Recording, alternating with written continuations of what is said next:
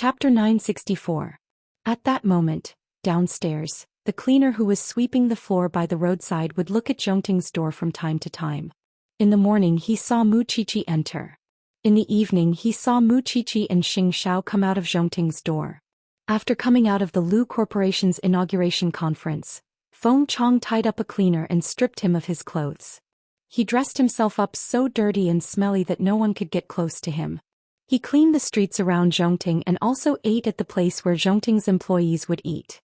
Although others would despise him when they saw him, no one would have thought that he was the criminal currently wanted by the police. Feng Chong.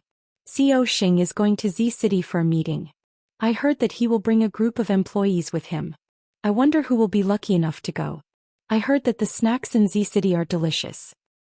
When is Zhou Xian going? This isn't news. Why don't you know? The day after tomorrow morning. The employees of Zhongting were all talking about Xing Zhao's business trip to Z City, but they did not expect that a cleaner beside them would overhear it. In fact, the employees of Zhongting were not so free. However, the higher-ups had requested that no matter where the employees ate, they had to spread the news. That was why this group of people were discussing such a problem on such an occasion. It turned out that Xing Zhao was going on a business trip. But was there a need to make such a big fuss about it? Feng Chong sneered. He was more willing to believe that this was a trap set up by Xing Zhao and the police to lure him into the trap. Did they think that he, Feng Chong, was so easy to deceive? However, since Xing Zhao was willing to lie to him, he might as well play with Xing Zhao. He wanted Xing Zhao's little bride to be buried with his Xin Mei. After dinner, Xing Zhao and Mu Qiqi went home together. However, they saw the lawyer waiting at home. Mu Qiqi looked at Xing Zhao in confusion. Xing Zhao carried her upstairs and asked the lawyer to follow her to the study for a discussion. Qiu Xing, this is the will you asked me to draft. Other than the shares of Zhongting and Huang Yao, all the movable and immovable assets under your name will be inherited by Madam. The lawyer placed the will in front of Xing Zhao. What are you doing? Mu Qiqi suddenly frowned and looked at Xing Zhao unhappily. Birth, old age, sickness and death are all very common. In fact, I've wanted to do this for a long time. I've made my will long ago, but I haven't brought it to justice yet. I believe that Mom and Dad won't have any objections if I leave everything to you. You have no objections? But I do. After saying that, Mu Qiqi turned to look at the lawyer and said loudly, I want to make a will too. What do you have to leave for me? Xing Zhao asked, amused. Why don't I have it? I have this in my stomach.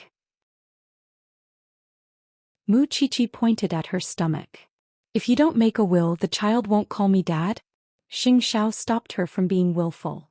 This is just a precaution. I could have done it behind your back, but now that I'm doing it in front of you, can't you just listen to me calmly?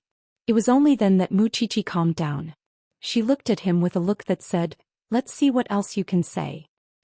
I made such a big move just to show Feng Chong. Tomorrow the lawyer will go and notarize it. Feng Chong naturally thought that I went on a business trip with the determination to die. In order to make the scene realistic, I want to sign this will. Are you bluffing? Mu Qiqi obviously did not accept this reason. If you sign it, it'll count. Do you think I'm really stupid? If you want to sign it, sure. Write a supplementary statement. When will this will automatically become invalid? Otherwise, I'll take your son and run away. You can do as you see fit. When the lawyer heard Mu Qiqi's threatening and coquettish tone, he immediately smiled. Qiu Xing, why don't you listen to Madam? Even if you want to put on an act, there's still room for maneuver. All right then. Xing Zhao nodded and wrote another supplementary statement. He signed and stamped it. Are you satisfied now? Are you so sure that Feng Chong will really fall for it? Mu Qiqi was unhappy when she saw the word, will. This man was only in his early 30s. He could still harm people for at least 50 years. Why was he acting like an old man? Master Xiao, let me tell you. I've already made my attitude clear. Whether you live or die, I'll follow you. When the child is born, he will have so many elders to dote on him. I'm not afraid that he will have no parents. Xing Zhao looked up at the lawyer and told him to take the will and leave quickly. The lawyer understood. He quickly packed up the documents and disappeared from the banyan courtyard. Only then did Xing Zhao carry her and place her on his lap. Don't say that we'll live and die together. I don't have any plans to die. You have to live to 100 years old for me. Wouldn't that make me an old monster? Mu Qiqi shook her head. Thinking of that scene, she felt a chill run down her spine. Also, what's the point of living so long? If you're here, I'll be here. If you're not, will I live to 100 years old and suffer? When the time comes, my children will despise me and send me to a nursing home. Let's see if your heart aches. Idiot. Xianxia chuckled and sat on the chair with Wuxia in his arms. He did not move for a long time. The feeling of having both his wife and child in his arms was very special.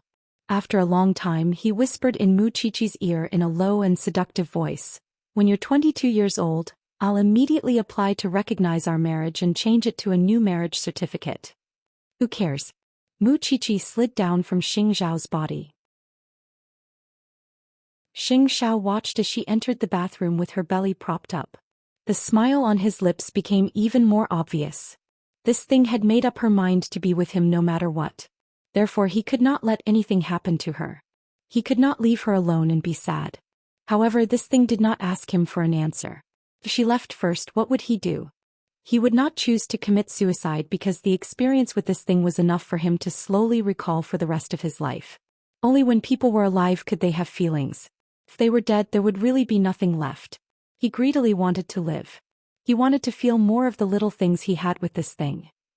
Wuxia, who had entered the bathroom, leaned against the wall. She felt uncomfortable because she had never thought that Xianxia would actually plan to make a will. The two of them had been together for so long. This was the first time she had deeply imagined what she would do if Xianxia was no longer around. What she felt now was that she might be in so much pain that she would forget to breathe. It would be fine. So what if it was Feng Chong? Xianxia had never lost before. This time he would never lose. Thinking of this, Wuxia felt a little better. Only then did she stick out her belly and pick up the toothpaste for pregnant women. However, she also realized that her hands were actually trembling. Chapter 965. That night, Wuxia lay in bed but she could not fall asleep. Even if she fell asleep, her mouth would mumble something. No one knew what she was saying. Xianxia woke up in the middle of the night and heard the little thing crying. He quickly turned on the wall lamp and shook Wuxia awake. Wuxia woke up with a start. There were still tears at the corners of her eyes. Did you have a nightmare? Xianxia's voice was soft and hoarse. I'm fine. Wuxia shook her head and reached out to wipe away the tears at the corners of her eyes. Maybe the child in my stomach kicked me. Xianxia sat up and hugged Wuxia in his arms. He rubbed her head and said, even if you want to find an excuse, find a decent one. Tell me the truth. What happened? Wuxia could not hold it in for a moment. Her voice was a little choked. I dreamed that I was dissecting Lu Zhao. After the autopsy, I realized that the person lying on the autopsy table was you. Xiao, can you not go? I'm really scared. Can you not go? After Xianxia heard her words, he hugged her tighter and let her vent. I'm guilty of making a pregnant woman cry. However, you're just generous with your words. Why didn't you stop me from the beginning? Do my words matter? Wuxia raised her head and asked with a sobbing tone. I naturally can't listen to other people's words. I'm Xianxia. But I naturally have to listen to you because you're Xianxiao's woman. Xianxia hugged Wuxia and patted her back gently. Calling you an idiot isn't an insult at all. So you're not going? I'm not going, Xianxia answered. Seeing Wuxia's sad look just now, Xianxiao's heart ached. He could do anything but he could not see the little thing sad. Then what about Feng Chong? Don't take it for granted. Xianxia hid her hand under the blanket and covered it. Then he leaned over and kissed her forehead. I'll send someone else. Feng Chong will think of another way. Are you really not going? Don't tell me you're going to leave after I fall asleep? Xianxia laughed when he heard that. Are you that insecure? Why don't you try pregnant? I know Feng Chong is not easy to deal with, but I also believe in Captain Tang's ability. I think you should also try to believe in Captain Tang. He will find Feng Chong's whereabouts. Do you believe that? Alright, let's not talk about this anymore. Can we sleep now? Xianxia looked at the time. It was only 4 in the morning. Even if he wanted to inform Tang Yan that there was a change in the plan, he had to wait until tomorrow morning, right? Do you mean what you say? When was it not? Xianxia asked in return. Wuxia pouted and thought about it for a moment. In the end, she obediently lay down. Don't blame her for being willful. Pregnant women were very fragile in the first place. She wanted to be Xiaoxiao's support, but she really felt that he did not have to go. It was not a multiple-choice question. While the couple was lying down to rest, Tang Yan had already been on duty for an hour. That was because the bodies of the sanitation workers had been discovered and reported to the police. Some people even claimed that they had a clue about Feng Chong, who was the foreman of the sanitation workers. It was a cold day and it was shrouded in thick fog. The visibility was less than 50 meters. Tang Yan and the other two criminal police officers saw the bodies in the sanitation workers' rented house and learned about the situation from the foreman. "Officer, the one who died is one of my workers. His name is Fan Linxing. Usually he's in charge of cleaning this area of Zhongping Road. But today someone reported to me that Fan Linxing wasn't at his post. The person cleaning Zhongping Road was a stranger. I quickly went to take a look and found that the person was actually a fugitive. Luckily, I was alert and didn't go up to call him. If I really angered those outlaws, I would have lost my life. In order to find the real Fan Linxing, I rushed to his residence. When I kicked the door open, I found him soaked in a water tank. I was so scared that I immediately called the police. Captain Tang Zhongting is nearby," the assisting police officer said to Tang Yan. "That Feng Chong might be trying to find out more about Zhou Xian and waiting for an opportunity to make a move. That makes sense. It's easy to deal with him if he appears. I'm just afraid that he won't show up." Tang Yan looked at another innocent person with a gloomy expression. Thinking of this, Tang Yan continued to turn around and asked the foreman, "After that, did you pay attention to the whereabouts of that wanted criminal?" "I saw him walking towards the north. I also have acquaintances in that area. If you want to ask around, I can help. That area is the slums, and the social relations in the surrounding area are complicated. However, I have two acquaintances who can speak to me in that area." Tang Yan looked at the cleaner's body and quickly said to one of his subordinates, "Call the forensic doctor to deal with it. I'll go." "Hey, Captain Tang.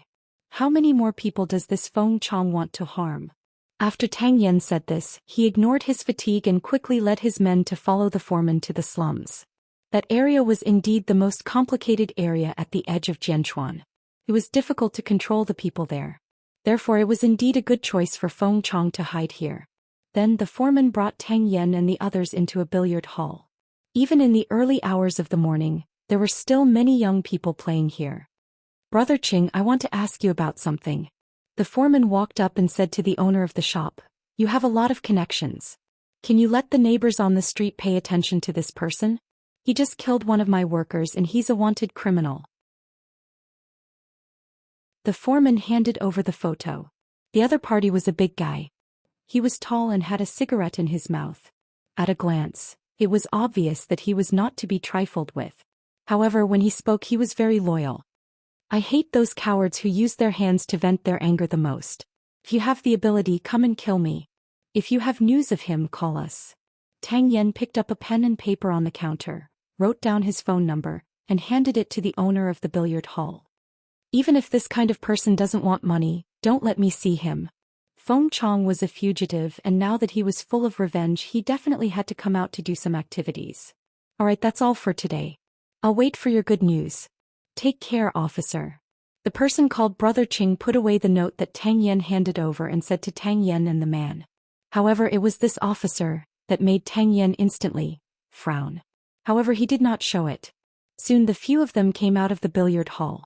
At this moment, Tang Yan said to the foreman, "Thank you for your hard work today." "It's fine, officer."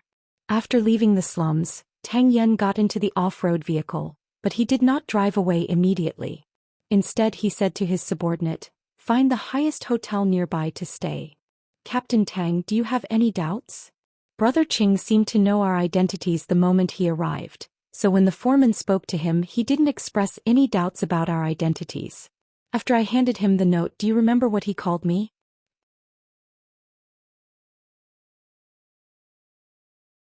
Chapter 966. Tang Yan stayed in a nearby hotel. Of course, he did not dare to close his eyes. He held a pair of binoculars in his hand, but because of the fog, visibility was blocked, so he could only give up. Thinking of this, an idea suddenly flashed through his mind. It was a crazy idea. "Go and find me some makeup tools and a set of ragged clothes," Tang Yan instructed his subordinate. "Oh, okay. the subordinate quickly said and turned to walk out of the hotel.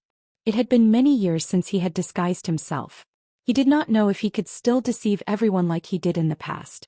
At that moment it was already dawn. The sky was gradually turning blue. His subordinate returned to the hotel with a pile of women's things, although he did not know what Tang Yan was going to use them for. Captain Tang, are you going to disguise yourself? Do you want me to find 2 makeup artists who know how to dress up? There's no need. Just wait outside. Help me find an old phone that can only be used to take pictures. Then Tang Yan carried his pockets into the bathroom. The subordinate scratched his head. He really did not understand what Tang Yan was going to do. He could only go out again and go straight home to find the old phone that he had never used before. Then he returned to the hotel. At that moment Tang Yan had already finished disguising himself. However, when he walked out of the bathroom he gave his subordinate a fright. Captain Tang, you. At that moment Tang Yan's appearance had completely changed. His clean and tidy face was now covered in scars, especially the burn on his left cheek to his cheekbone. It gave people goosebumps when they saw it. Can you still recognize me? Tang Yan put on his tattered clothes and hunched his back. Even an immortal would not be able to recognize him. The subordinate shook his head vigorously. I can't recognize you at all. I didn't expect you to have such a skill, Captain Tang. Cut the crap. I'll go down and get some information. You stay here and wait for further notice. Don't let Feng Chong have another chance to go out and hurt people. But you're alone. The subordinate was a little worried about Tang Yan's safety. No need. You just have to take care of yourself. With that, Tang Yan took the old, tattered phone and walked out of the hotel room. This was his old profession. He knew better than anyone how to protect himself. Not far from the billiard hall, an old man carrying a bucket of rancid water rode on a small tricycle and left the alley. The police had already found the body of the sanitation worker. Last night Tang Yan, that annoying criminal police officer, also came to the billiard hall. However, the police definitely did not know that the owner of this billiard hall, Qing Zhizhong, was his former underling. So, you want to capture him just like that? Dream on. Xianxia was going to Z City with great fanfare. Did he think that he would follow him? He was too lazy to waste his energy. During the day he would go out to gather information and buy some materials to make bombs. At night he would stay in Qing's house and do some experiments.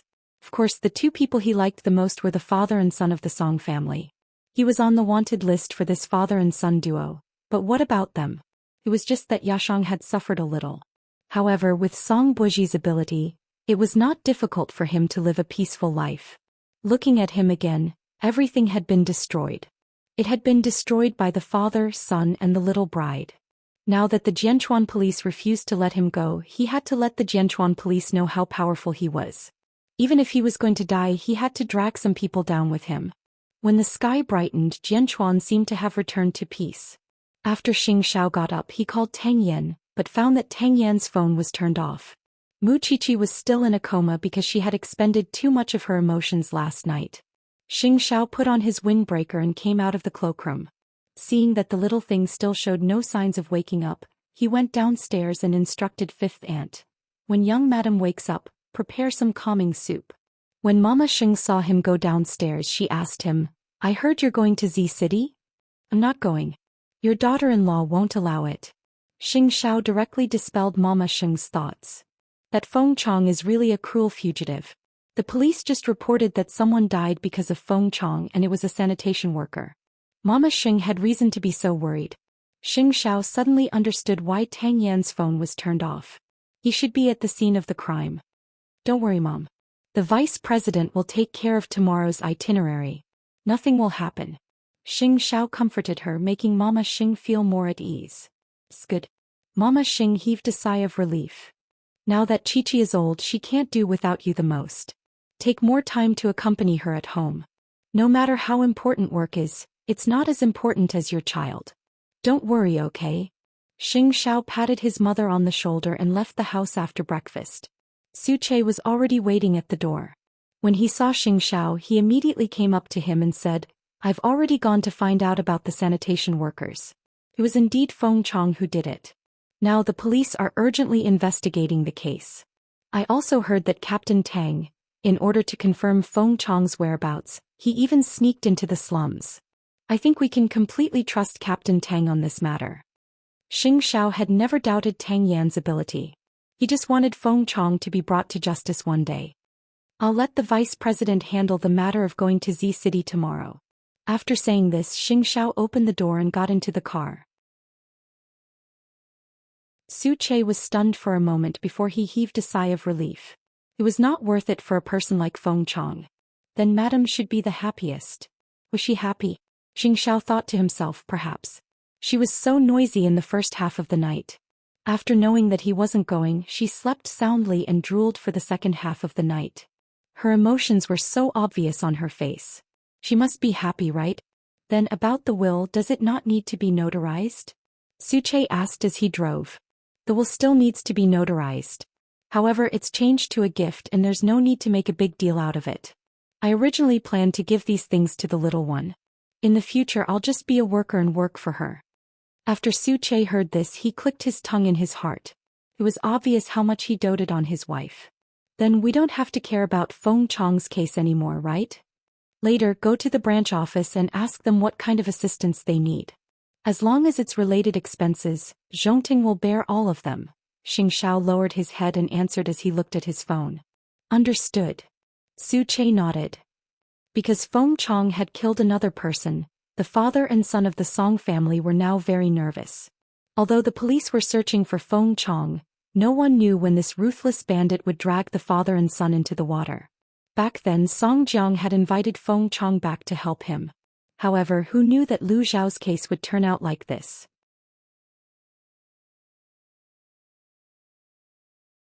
Chapter 967. However, old Qing was not annoyed. He only replied, "Old Mr. Song, are you afraid to go out? What do you think? There's a murderer outside." Song Jiang pointed outside the door. "Then why did you ask him to help you back then?" Old Qing crossed his arms and asked Song Jiang, "Are you regretting it now? Let me tell you, the police need evidence to speak." Old Qing shrugged, indicating that he had already shut up. Song Jiang was so angry that his face turned red, but he could not do anything to the police. He could only curse, but other than that he could not do anything else. Old Qing did not want to waste time in the Song family. He wanted to follow the team and follow up on Feng Chong's case. However, his wish was soon fulfilled because Xianxia cancelled his trip to Z City. In other words, he did not need to delay the Song father and son any longer. Since that was the case, what was there to protect? Upon receiving the notice to retreat, Old Qing immediately revealed an excited expression.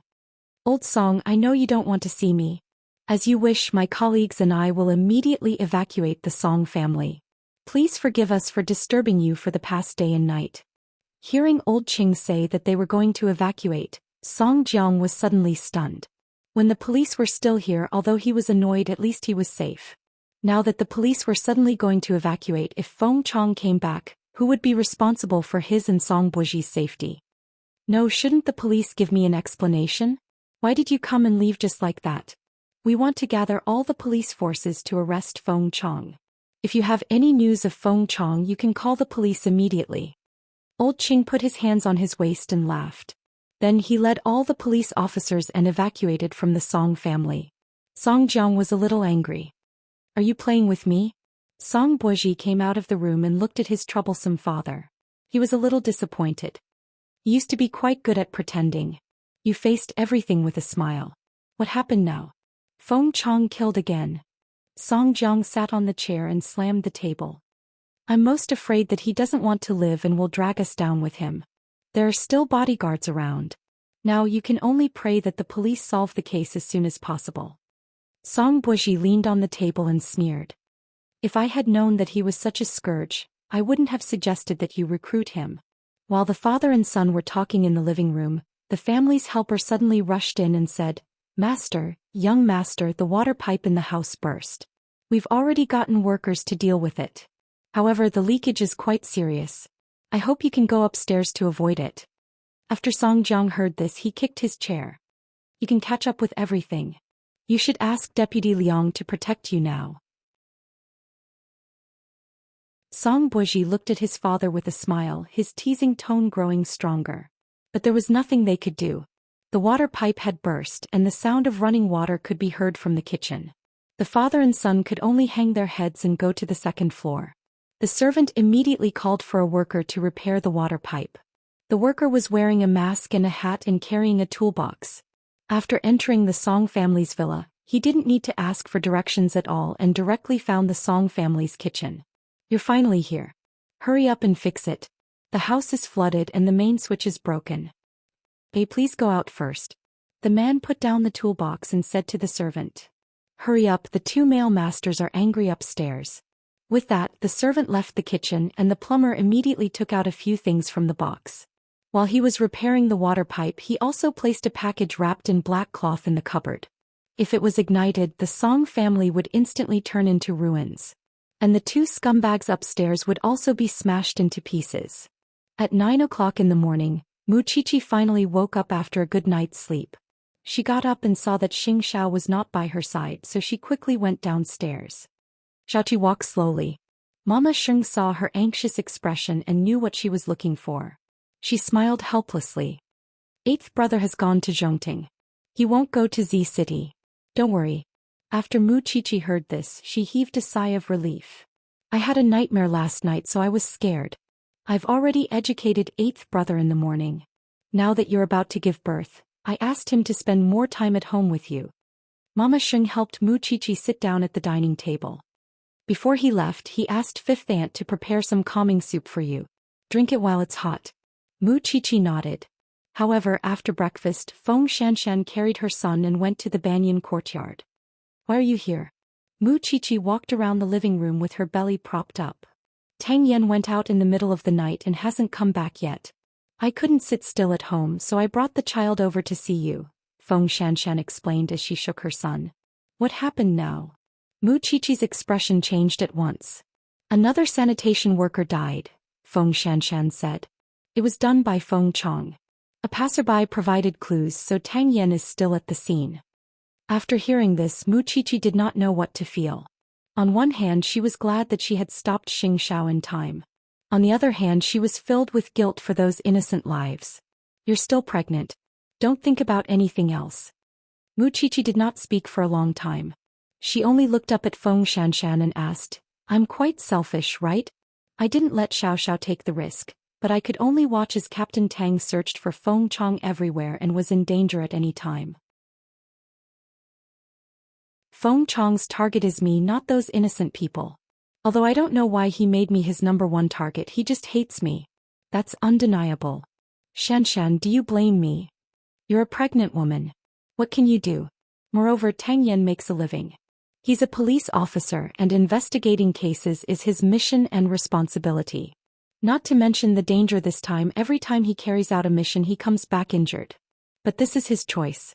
Feng Xianxian chuckled and said, I don't blame you, nor do I blame him. I just feel that it's hard to bear. Wuxia knew how worried she was about Xianxia. Feng Xianxian was very worried about Tang Yan. It's precisely because it's hard to bear that I carried my son up here for a walk. After hearing this, Wuxia felt even more guilty because she felt that she should be the one to bear all of this. Don't think so much. The child in your womb is important. Xianxian, believe me. If possible, I will help Captain Tang solve the case at all costs, but I really don't have the strength to do so now.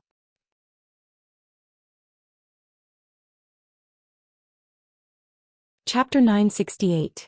You two children are just too affectionate. Mama Sheng could not continue to avoid them. She walked out of the room and sat beside Wuxia. But think about it. Do they really need you to worry about them like this? Yes, the enemy is indeed ferocious. The outlaws are scary and intimidating, but you have to believe that they are not fighting alone. There are so many people waiting to catch the criminal. Why can't you have a little trust in each other? If you are too concerned about gains and losses, it will be easy for you to get hurt. Although I know that one of you has just given birth and the other is about to give birth, if you want them to be free of distractions, then listen to mommy and let the men do what they want. They have their own world to live in. Don't restrain yourselves just because of your emotions. Mommy is also worried about eighth brother. But there are some things that he needs to do. I also know that Xianxian has no other relatives in her family. But I also believe that you support Tang Yan from the bottom of your heart, don't you? Don't be afraid, okay? To you they are unique, but to us they are just as important. Mama Sheng's words made the two women's eyes turn red. You have to know that you are already mothers. You are no longer the little girls who need to be coaxed and lied to. You have to shoulder the responsibility that belongs to you. Mommy. Mu Qiqi leaned into Mama Sheng's arms. I'm too selfish. Can you come too? Mama Xing reached out to Mu Qiqi and Feng Xianxian and hugged them like a normal mother. Be strong, okay? I have always believed in those two boys. Why don't you believe in your own eyes? Perhaps it was because they were not old enough and experienced enough. The two little women in Mama Sheng's arms were very sad. Especially when their men were facing danger, they always thought that they did not want them to be in danger. They believed in them. At this moment it was not easy to do so. Because there was only one person. If he was gone, he would be gone forever. Just as Mama Xing said, the more worried they were, the more they would worry about gains and losses. Do you feel better? The two of them poked their heads out of Mama Sheng's arms and nodded at the same time. Since that's the case, let men do what they want to do. As long as they love you, let them bear their own responsibilities. Thinking of this, Feng Xianxian felt much more enlightened. A few years ago when Tang Yan was undercover, he had been facing desperados. He was not afraid then and he would not be afraid now. She was the one who had dug her own grave and caused Qiqi to suffer as well. You too. Eighth brother isn't at the front line. Why are you so worried? How could he be scared so easily? I don't want Xianxia to go to Z City because I don't think it's necessary. If there's a need, I won't stop him, although I'm a mother. Mama Xing pinched Mu Qiqi's nose. Silly girl. Mu Qiqi and Feng Xianxian looked at each other. Indeed, the two of them were really silly. Thank you, Mommy. You've untied the knot in our hearts. It's great to have you. Although your mother has passed away a long time ago, I've always treated you like my own daughter. There's no need to thank me. Since you've thought it through, go lie down and rest. No, I want to hug you for a while more. Mu Qiqi leaned on Mama Xing and refused to let go. Women were emotional. So, no matter what men did, even if they knew that there would be no accidents, they would still worry. This was their nature. However, Mu Qiqi also thought about Mama Xing's words carefully. A woman's excessive feelings were actually a burden to a man. It was a burden to both herself and the other party. So when Xiao returned home at night, she would tell him not to worry about her. He could do whatever he wanted. Since she had already sworn to follow him through life and death, what was there to be afraid of? Of course, the two men had never thought that their women were troublesome. Especially Xianxia. Mu Qiqi had been with him since she was 17. All these years she had been devoted to him. Even now she was still obsessed with him. He knew it very well. So he was used to taking care of the little one's feelings. As for Tang Yan, he was filled with guilt and gratitude towards Feng Xianxian for not being at home all day. However, he was a police officer and he had to work hard to catch criminals. He had always thought that it was his blessing to be able to marry such a good woman. So, many times he actually hoped that Feng Xianxian could be a little greedy. He could give his life to the country, but at the same time he could also give it to her. It was noon. A homeless man was probably extremely hungry, so he found a bowl of instant noodles that no one wanted in the garbage and squatted on the street, wolfing it down. It was at the entrance of the billiard hall. The guard glanced at the homeless man and said in disdain, "Get lost. We're still doing business." The homeless man had only run a few meters away. At this moment, an old man on a tricycle stopped in front of the billiard hall and glanced at the homeless man. However, he did not suspect anything. Instead, he carried the bucket and entered the billiard hall again. This time the security guard did not stop him. The homeless man only had one eye at the moment, so it was convenient for him to see people. However, he could recognize that it was the wanted criminal Feng Chong. Feng Chong had indeed concealed himself very well, but Tang Yan still recognized his characteristics. In the afternoon, the old man carried the bucket and left on his tricycle. The homeless man followed from afar as if he was begging crazily. Because this was Brother Cheng's territory, no one knew if there was anyone watching them. Therefore Tang Yan hid himself perfectly. On a tall building not far away, Old Ching was using binoculars to check the situation downstairs. Which one is Captain Tang in disguise? He looked at the faces of normal people and did not find anyone who looked like Captain Tang. At this moment the young policeman laughed. It's that homeless man. Old Ching took a closer look and immediately felt a little nauseous. Captain Tang is too reckless. Even if junior sister Xianxia came, she wouldn't be able to recognize him, much less me. When Captain Tang first came out, I was also shocked. Are you sure that Feng Chong is in that billiard hall? Old Qing continued to ask. Yes. Then why didn't you apply for an operation? Old Qing did not understand. If he had known earlier, he would not have protected the Song father and son and missed so many details of the case. Captain Tang said that we have to wait for further confirmation. Moreover, this place is Feng Chong's territory. Once he runs into the crowd, we won't be able to catch him at all. Instead, we'll alert the enemy. We'll wait for Captain Tang to have a meeting with us tonight.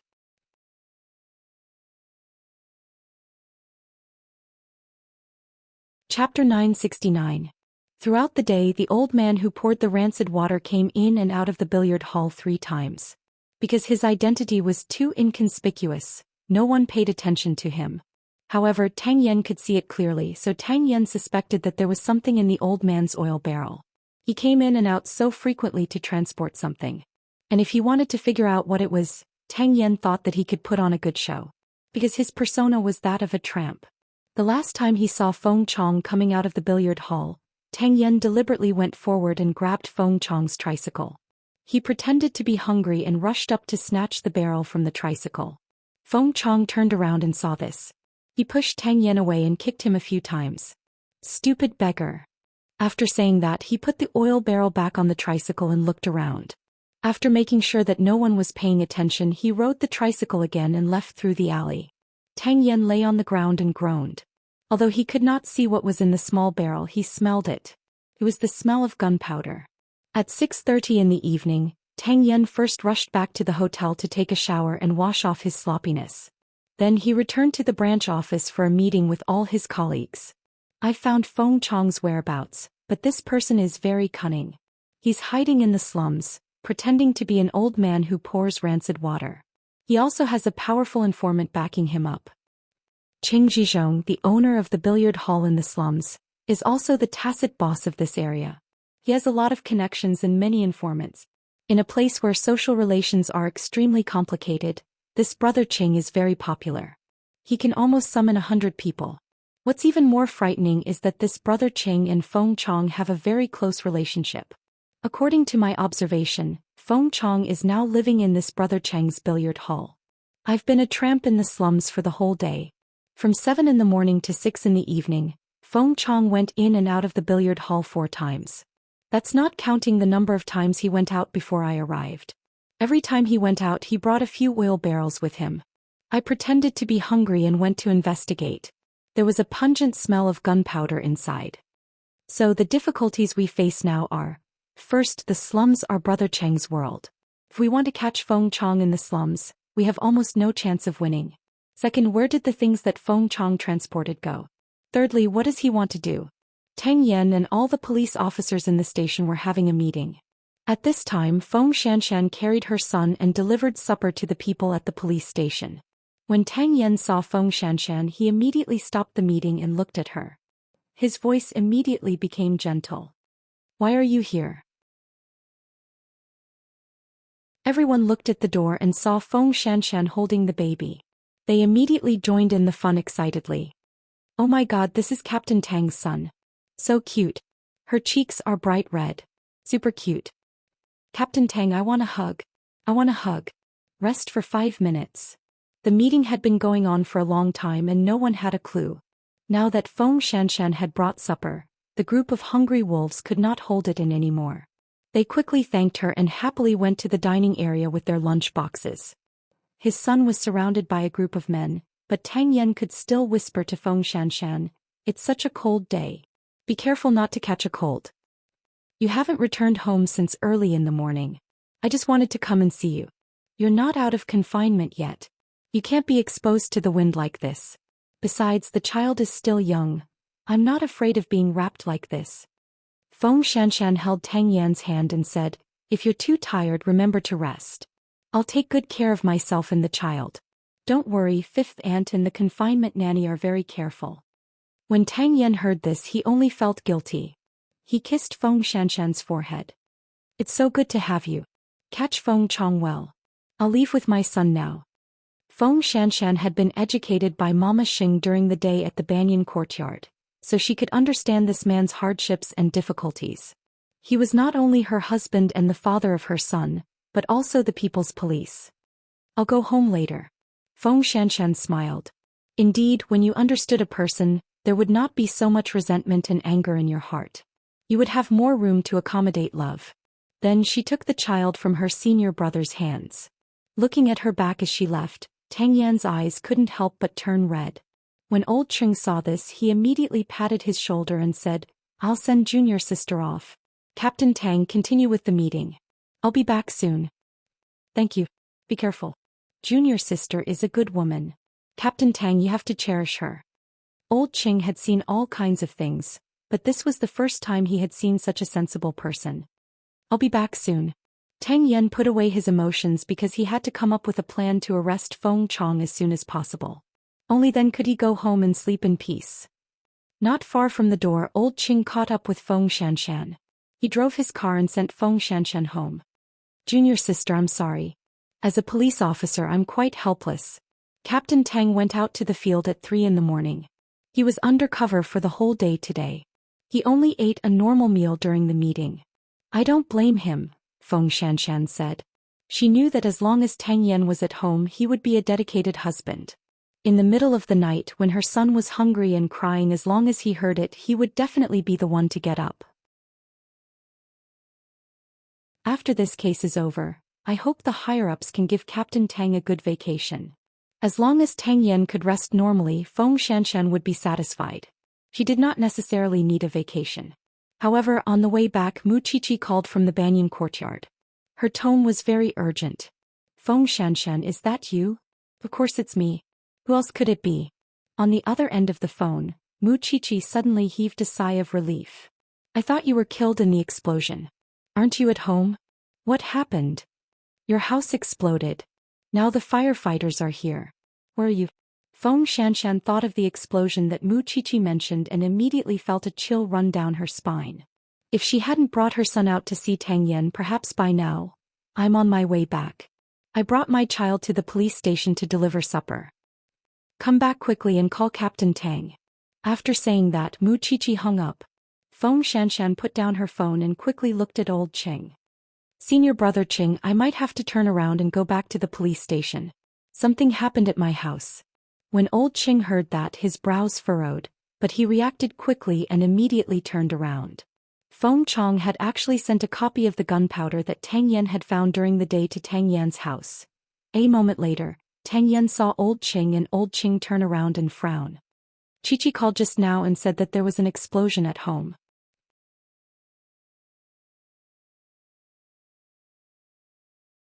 Chapter 970. There was no need to think about it. This was Feng Chong's revenge, or rather a warning. After Tang Yan heard that, he hugged Feng Xianxian and his son tightly. "Fortunately, you came to deliver supper." "Fortunately. It's all thanks to Aunt Xing's guidance this morning. I didn't believe that Shao Qi was my benefactor before, but now I do." Tang Yan hugged her and thought of how Feng Chong had gone in and out several times today to transport that thing. Therefore, it was definitely not only his family that had been given explosives. No one had thought that this bandit would be so cruel. "Old Ching, take the photo to the traffic control department immediately and get the surveillance footage of Feng Chong's activities. I was afraid of alerting the enemy during the day, so I couldn't follow him. Call me as soon as you have any news. The rest of you follow me to the police station." However, the location of this field trip was a little special. It was his own home. He had promised to go home and rest at night, but he didn't expect it to be in such a way. Also, the Song family might have been sent this thing. "Two of you go and confirm it." No one could predict how crazy Feng Chong was. Your speed would never be able to keep up with his movements. At 9 o'clock at night, the servants of the Song family were boiling water in the kitchen. After someone came to clean the pipes during the day, she kept feeling that there was a strange smell in the kitchen, but after searching around she didn't find anything suspicious. "Auntie, the water I asked for isn't ready yet?" Song Buji, who was wearing his home clothes, walked downstairs with his hands in his pockets. When the servant saw it, she immediately smiled and said, "Young master, it's done." "All right, you can get off work now," Song Buji said as he walked toward the stove. The servant took off her apron and was about to get off work when she heard the doorbell ring. The helper quickly went to open the door and saw 2 police officers standing in front of her. "Officers, what can I do for you? Did any strange people come to your house today, or did you receive any strange packages?" the police asked.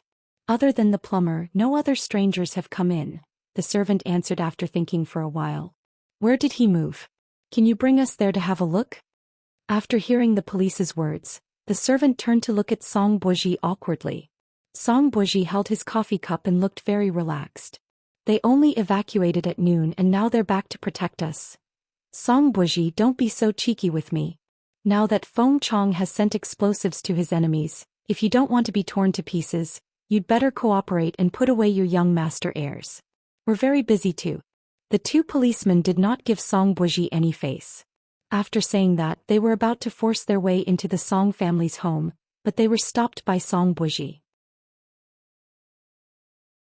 "Even if you are the police, you can't trespass on private property, right? Feng Chong didn't send anything here. You can go back." The 2 policemen looked at each other. They really couldn't stand Song Buji's ignorance. "All right, we've already been here, but you're the one who didn't cooperate. If something happens, don't blame us for not reminding you." After that, the 2 of them closed the door. Song Buji smiled coldly and leaned against the door frame to drink his coffee.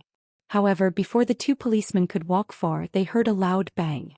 They turned around and saw that the entire villa had been engulfed in a sea of fire. Although the father and son of the Song family deserved it, as a policeman, saving lives and helping the wounded was their mission. Therefore, they called the ambulance while running to the fire. 8 o'clock in the evening. Tang Yan brought the group of people to his home. However, the small villa that was originally in good condition had now turned into ruins. The fire brigade had already extinguished the fire, so the police were going to start an investigation immediately. Taking this opportunity, Tang Yan sent Feng Xianxian to the banyan courtyard. When Mu Qiqi saw Feng Xianxian's face, her eyes turned red. "Do you know how scared I was when I heard the loud noise? I had a premonition that something had happened down there. But I brought the child to the branch office to deliver supper to Tang Yan." Feng Xianxian reached out and hugged Mu Qiqi. "To be precise, it was Auntie's words that enlightened me and saved us." Feng Xianxian turned her gaze to Mama Xing. "This is your own blessing," Mama Xing replied as she hugged the child. "I might have to trouble Auntie to take in my wife and child tonight. It's a mess outside now. I have to go out and clean up the mess first." "It's no trouble at all. Just stay." Mama Xing liked lively scenes. Moreover, Feng Xianxian's child was so cute that she could hug him. "Where's Xiao Xing? Hasn't he gone home yet?" Tang Yan asked Mu Qiqi before leaving. Since Feng Chong was his enemy, Xing Xiao should also be one of his targets. "He's still in a meeting, but I've already called him. He's on the way back," Mu Qiqi answered. Actually, according to normal times, Xing Xiao would only be home in half an hour. "Call him and tell him to do his best to investigate Zhongting's safety hazards. I received a call from my subordinate on the way here just now." The Song family was not spared. "What about the Song father and son? They've been sent to the hospital." After Tang Yan said that, he gave Feng Xianxian a few more instructions. Then he quickly disappeared from the entrance of the banyan courtyard. Mu Qiqi had a premonition that tonight, there might be a life-and-death battle with Feng Chong. As for the Song father and son, it was best if they did not die. It would be better if they were half dead. On the other side, Xing Xiao had already received the news of the explosion while he was still in the meeting. Su Che rarely entered the door and interrupted his meeting on such occasions. The seriousness of the matter was obvious. Therefore, from the moment something happened to Tang Yan's family, Xing Xiao had already asked Su Che and all the employees of Zhongting to stop what they were doing and immediately conduct a comprehensive safety check. Feng Chong was a lunatic, so he had to retaliate in a crazy way. As of 8:30 p.m., Zhongting did not find anything unusual. Thinking about it, Feng Chong probably did not have time to deal with Zhongting. Of course, Xing Xiao did not leave out the Xing family. On Huang Yao's side, Sheng Kai used the same method to completely eliminate the safety hazards with his subordinates. For now, everything was normal. It looked like tonight was destined to be a sleepless night. Fortunately, everything was fine at home. Xing Xiao stayed in the office and did not get up to go home. In fact, when he was talking to the little one just now, he had already said that he was on the way. President, it's time to go. Zuche, do you believe it? I have a feeling that Feng Chong will come here tonight. Xianxia turned his head and said to Zuche. Xianxia turned his head and said to Zuche, maybe I've been with the little one for too long, and I've been infected by her magical power.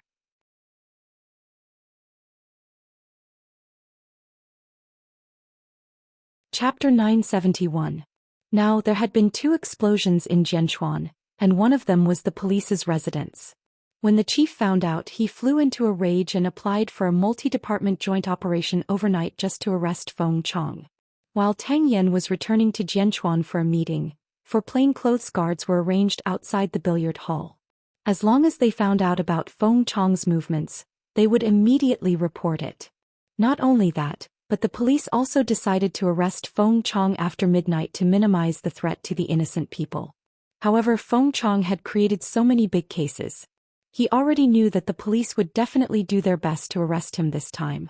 However, he had blown up Tang Yan's home and the Song family's home. It was worth it, but he still wanted to blow up Zhongting's building. Xianxia was right. Feng Chong's final destination was Zhongting.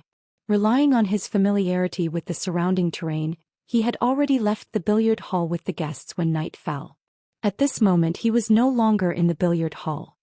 He had not been able to see through Tang Yan's disguise for the whole day, but the few plainclothes policemen were too lousy. They let him know that his hiding place had been exposed. A bunch of idiots. You want to catch me? No way. At this moment, Feng Chong had transformed into a hunchbacked old man who was obsessed with walking his bird and had blended into the police's line of sight. At the garbage recycling station not far away, the big guys that he had transported during the day were now hiding in the piles of garbage. Zhongting's security was very strict. This was the conclusion that Feng Chong had come to after lurking around for a few days. Tonight he wanted to put these big guys on each floor of Zhongting and wait until tomorrow morning to see the building collapse and human flesh flying everywhere. That scene would definitely be spectacular. He had carefully studied Zhongting's security system. The cameras covered almost all the areas except for one place, and that was the bathroom on each floor. In addition, he knew where Zhongting's surveillance system was located. At 10 o'clock in the evening, the people on the streets gradually thinned, and the slums also returned to peace. Tang Yan divided his men into 3 groups. One group surrounded the billiard hall, the other group was responsible for wearing plain clothes and going in to cause trouble, and the last group was to intercept the exits outside the billiard hall. When the time was up, Tang Yan gave the order to take action. A few plainclothes guards who pretended to cause trouble immediately entered the billiard hall to cause trouble for Brother Cheng. Who is the boss here? Come out. Did my brother get beaten up here today? A few plainclothes officers aggressively entered the billiard hall. Brother Cheng immediately stood up from the cashier and walked in front of them. What's all this fuss about? How dare you cause trouble at Brother Cheng's place? My brother was beaten. Both sides began to push and shove. You want to fight? The 2 sides quickly got into a physical conflict. 2 of the plainclothes even rushed into the billiard hall, but they did not find any trace of Feng Chong.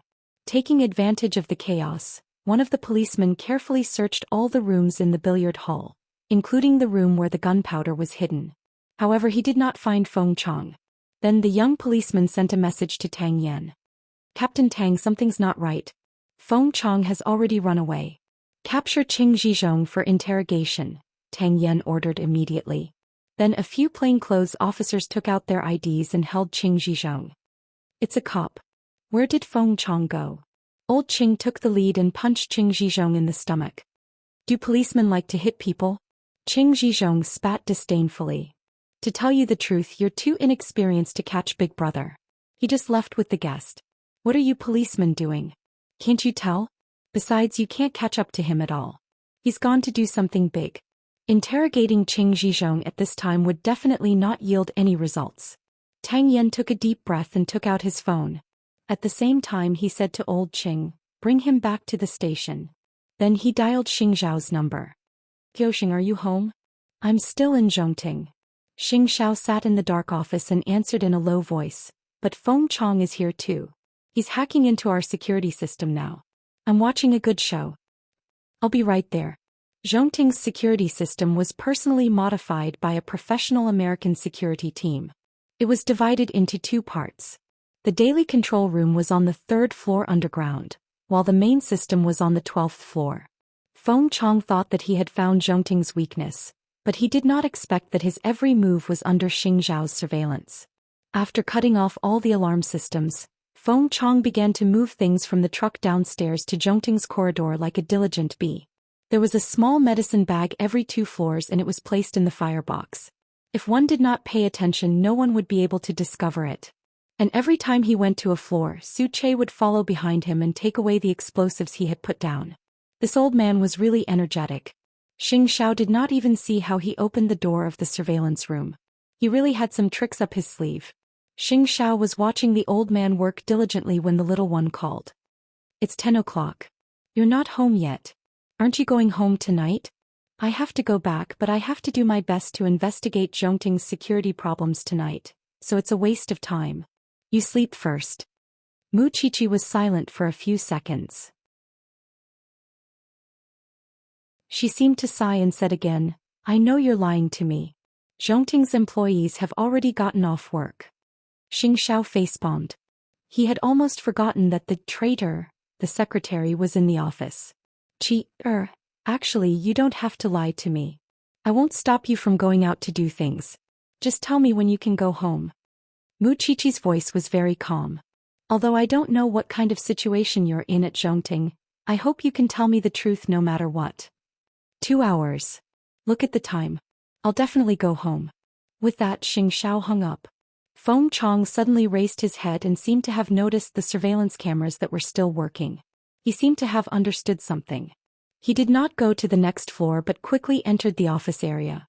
Su Che quickly followed, but Feng Chong, who was hiding behind the door, discovered him. The two of them were in the dark, but they started fighting. Feng Chong was no match for Su Che, but he was extremely cunning. Knowing that he could not win, he immediately hid under the desk. Tang Yan also rushed to Zhongting and called Xing Zhao again. The entire building was pitch black. Where was Xing Zhao now? "Captain Tang, you're here too. The surveillance room on the 12th floor. The password is 1224. After you enter, restart the security system and you'll be able to see where Feng Chong is." "How are you now?" "I'm at the top floor. Su Che is chasing after Feng Chong. Tell Su Che to be careful. Feng Chong might be carrying a homemade weapon." With that, Tang Yan hung up the phone, pulled out his gun and entered the building.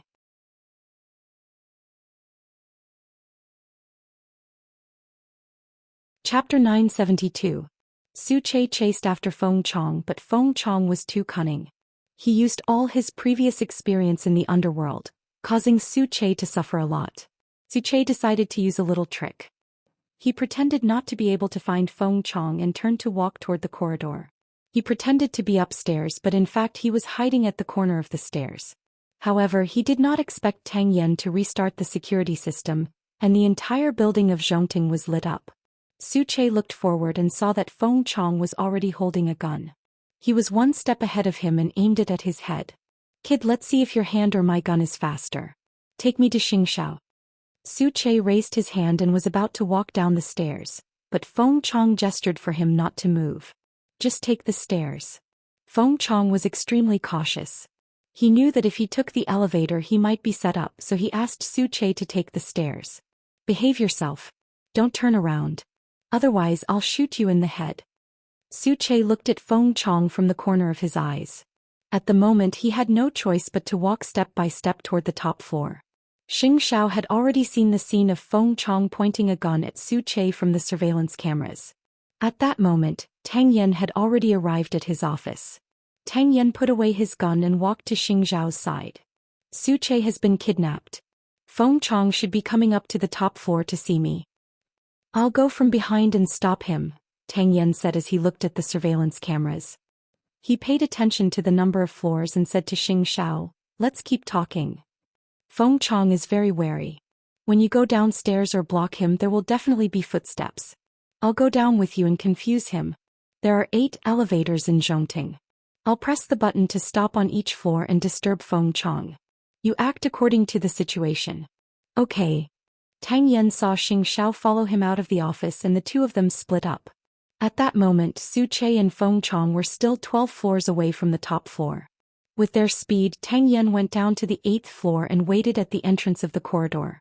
However, perhaps because he sensed that there would be a lot of danger after going up, Feng Chong suddenly changed his mind and asked Su Che, "Did you bring your phone?" "Yes," Su Che answered calmly. "Take it out and call your big CEO. Tell him where we are and ask him to come down and pick you up. We'll wait for him here." Feng Chong leaned against the wall and did not move. He looked up and down, occupying the most advantageous position. Su Che put down his right hand and took out his phone from his pocket. Then he dialed Xing Zhao's number in front of Feng Chong. "Hello, Su Che.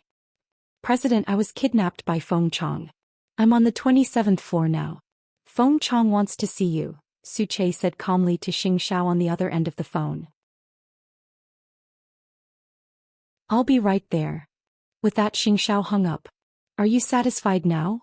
Su Che hung up the phone and put it back into his pocket. "What do you want?" "Settle the score with Shen Mei. She's my daughter," Feng Chong said coldly.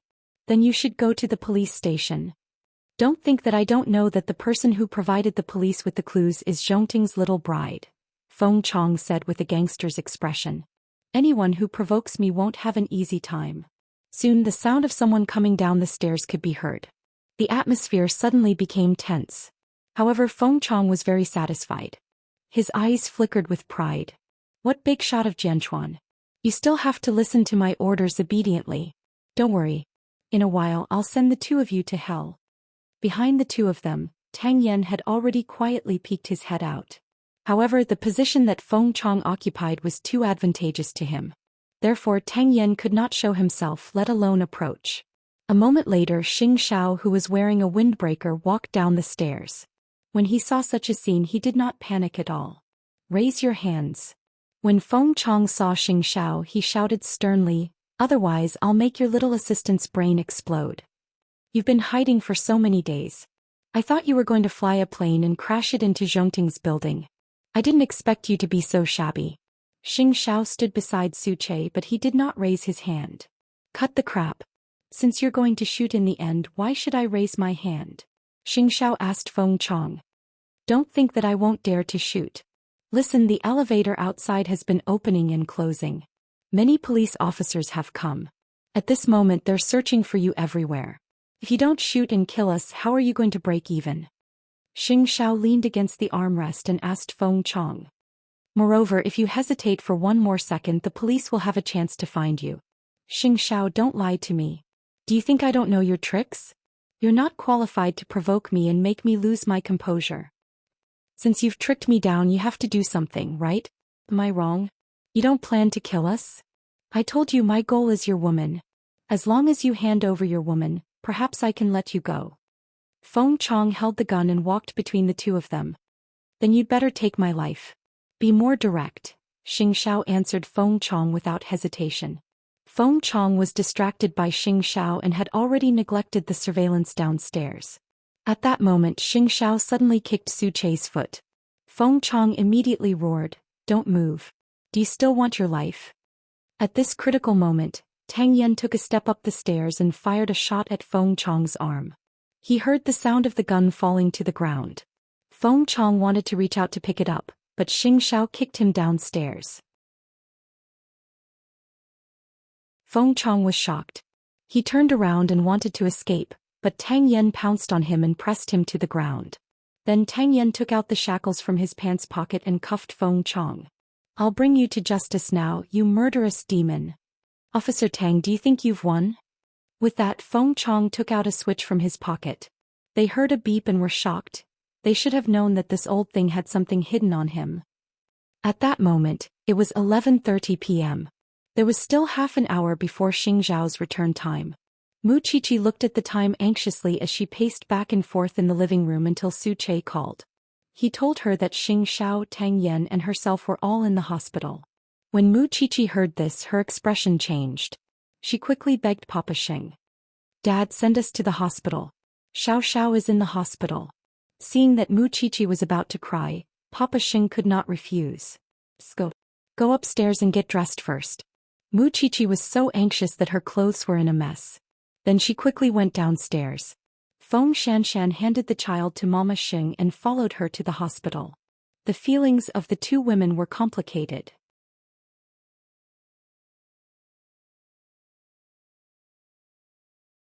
Chapter 973. Soon the two of them were sent to the hospital. It was fine for Feng Xianxian. After all, she had already given birth and her body was light. However, Muqiqi was heavy to begin with. She had to force herself to walk, which scared Papa Xing. Xiaoqi, slow down. Muqiqi looked for the emergency department and the emergency ward. Finally, she saw the three men in the doctor's office. At that moment, the doctor was bandaging the wound on the back of Xing Zhao's hand. Tang Yan and Su Che had also suffered some minor injuries, but none of them were serious. However, Feng Chong had exploded on the spot. His body was a bloody mess. At the moment of the explosion, Tang Yan had thrown Feng Chong down the stairs. Therefore, although there had been an explosion, the three of them were not affected. Sob, I finally found you. Muqiqi immediately pounced on him. Her body went limp and she almost knelt in front of Xing Xiao. Xing Xiao quickly used his injured hand to catch her. Why are you in such a hurry? We're already in the hospital. How can I not be anxious? Muqiqi held her stomach and started crying. I thought you were sent to the operating theater and were being resuscitated. Xing Xiao turned to look at Su Che. Su Che turned to look at the door. He was also very innocent, okay? Because his young madam did not give him a chance to say the next sentence. This is the only injury. Xing Xiao freed one of his hands to show her. Hurry up and get up. You're so heavy. Muqiqi seemed worried. She checked her body again and nodded. It's fine. It's really fine. It turned out that when things were in chaos they would cry like a child. Thinking of this, Xing Xiao hugged her and walked out of the doctor's office. Let's go home, but your injury. Feng Xianxian stood at the door. Seeing that they could still talk and laugh, she felt that this was a dream. Tang Yan turned around and saw Feng Xianxian behind him. He smiled at her forcefully and gestured to her that his foot was only slightly injured. However, Feng Xianxian still pounced on him and hit and scolded him. Wasn't this pair a little too mushy? Now Su Che was the only one left in the office. The doctor on duty crossed his arms and looked at him. How old are you? Why are you fighting like those two just now? Don't your parents care? Su Che looked around and confirmed that the doctor was talking about him. Then he took out his identification and handed it to the doctor. When the female doctor saw this, she immediately felt a little embarrassed. I couldn't tell at all. You're really good at retaining your youthful looks. You have a girlfriend coming to pick you up too? Su Che shook his head and handed his hand to the doctor. Bandage it for me. The female doctor asked Su Che to sit down. After the wounds were bandaged, the few of them left the hospital. Because Tang Yan still had to deal with the aftermath, he handed Feng Xianxian over to Muqiqi and Muqiqi. I'll come pick them up tomorrow morning.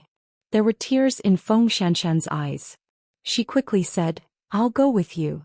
The baby will look for you when he's hungry. Be obedient.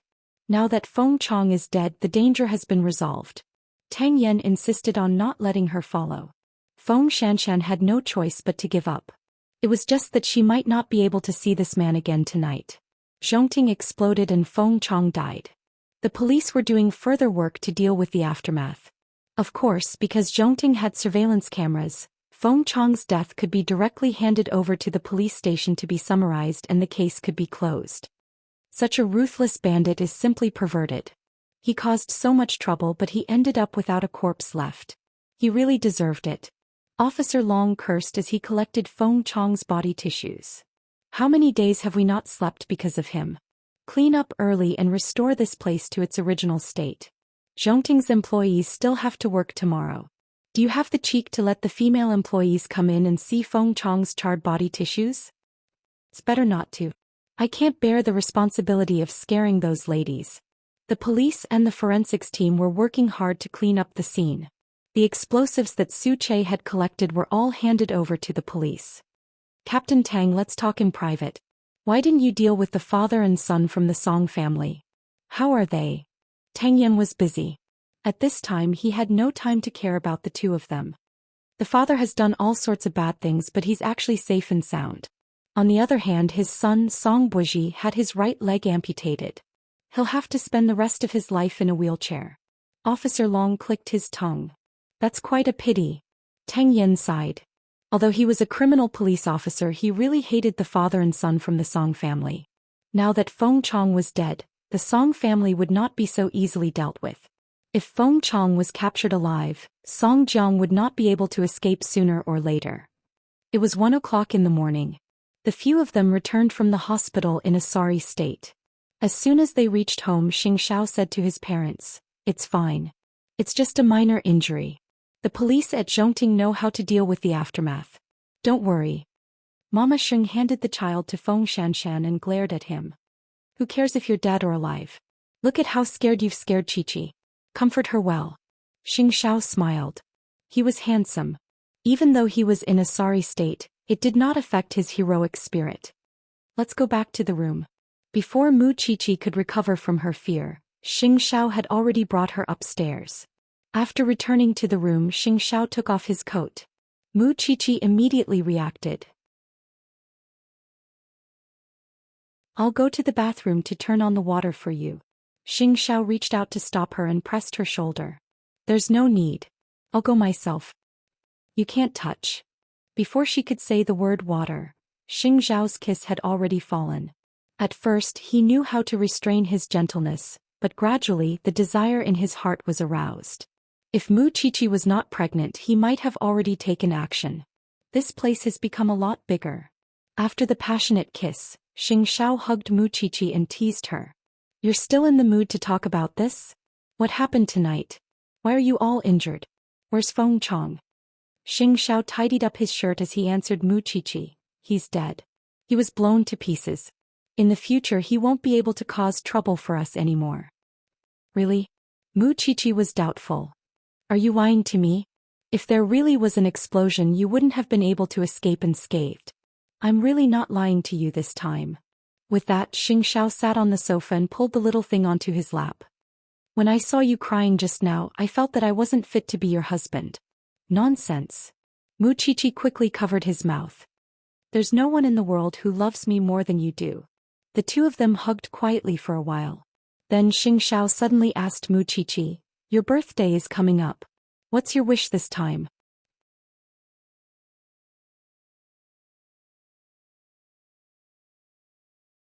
Chapter 974. No matter how energetic Song Jiang is, it's impossible for him to cause trouble right after the explosion in the Song family. Besides, we have to investigate Feng Chong's matter. Song Jiang has to know how to restrain himself. Xiao pointed at Mu Chi-Chi's nose and asked, "Do you understand?" Song Jiang brought this upon himself. He ruined both his son and daughter. If I were him, I would commit seppuku. This was just Mu Chi-Chi's one-sided thought. Song Jiang never thought so. Even if Song Buji's right leg was gone this time, he still believed that on the road to revenge, how could there not be some sacrifices? A person like Song Jiang stirred up trouble in the name of revenge. For the sake of his own power and desire, he ignored human lives. He didn't even let go of his own children. I really don't believe that he will end up well. If you don't believe me, then don't believe me. You should at least let me take a bath first, right? After Mu Chi-Chi heard this, she got up from Xiao's lap. Without Feng Chong, she should be able to sleep peacefully tonight. Jianchuan Hospital the next morning. Song Buji had been unconscious on the bed after the amputation. He had only just woken up now. When he opened his eyes, the first person he saw was not his father, Song Jiang, but his sister, Song Qiaoji, who he had looked down on in the past. She was wearing a white coat and was making ward rounds with the surgeon. "Brother, you're awake?" Song Buji opened his mouth, but he could not say anything. Song Qiaoji quickly put down the medical records and moistened his lips. Only then did Song Buji feel that his throat had improved. Why can't I move?" Song Qiaoji stood up straight and saw that his right leg was empty. She did not know what to say. Song Buji was very smart. Looking at her expression, he knew that things wouldn't be so simple. So he used all his strength to prop up his head and saw his lower body. Then he widened his eyes and fell to the ground, unable to accept what had happened. "My leg? Brother, don't be like this. Technology is so advanced now. You can still stand up and walk in the future just without your right leg." "Only the right leg is missing?" Song Buji almost went crazy when he got an affirmative answer. "What's the difference between me and a cripple now?" Brother, don't be like this. Where's Dad? Where's Dad? Song Buji looked around. I don't know, I haven't seen him, but I know he's fine. Song Qiaoji replied patiently. Feng Chang's matter is quite big now. Perhaps he went back to take charge of the overall situation. After Song Buji heard this, his face was expressionless. He only sneered. Go. Don't come to see me again. Big brother, you're the daughter-in-law of the Xing family now. Why do you still have to call me big brother? Moreover, is there such a disabled big brother like me? I'm not your big brother. I've always looked down on you. Don't flatter yourself. Song Qiaoji knew how strong Song Buji's pride was, so she did not force him. She was an obstetrician and had come purely to know if there was anything she could help with. She knew very well that their father was a complete beast. However, seeing how uncomfortable Song Buji was, Song Qiaoji could only sigh and walk out of Song Buji's ward with the other doctors.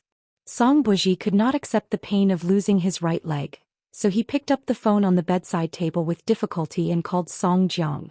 Due to the explosion, the screen of the phone was shattered. However, he called 3 times in a row, but Song Jiang did not pick up. On the last call, Song Jiang's urgent voice was heard. Son, you're awake? I'm awake. Where are you? I'm at home. Yashang Group is in a mess now. You're injured, so someone has to take charge of the overall situation, right? So, now that your son has lost his right leg, you can immediately go back to work as if nothing happened. Song Buji found it unbelievable. Otherwise, my 20 years of hard work will all be destroyed in one day. I'm not talking to you anymore. Have a good rest. With that, Song Jiang hung up. This was completely different from the father who usually cared about him. Song Buji even felt that what he had lost might not be his leg but Song Jiang's love.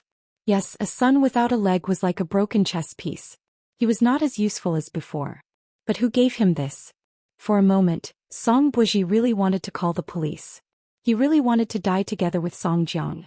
However, after thinking about it carefully, he felt that it was not worth it. If he had to die, he should let that old man die by himself.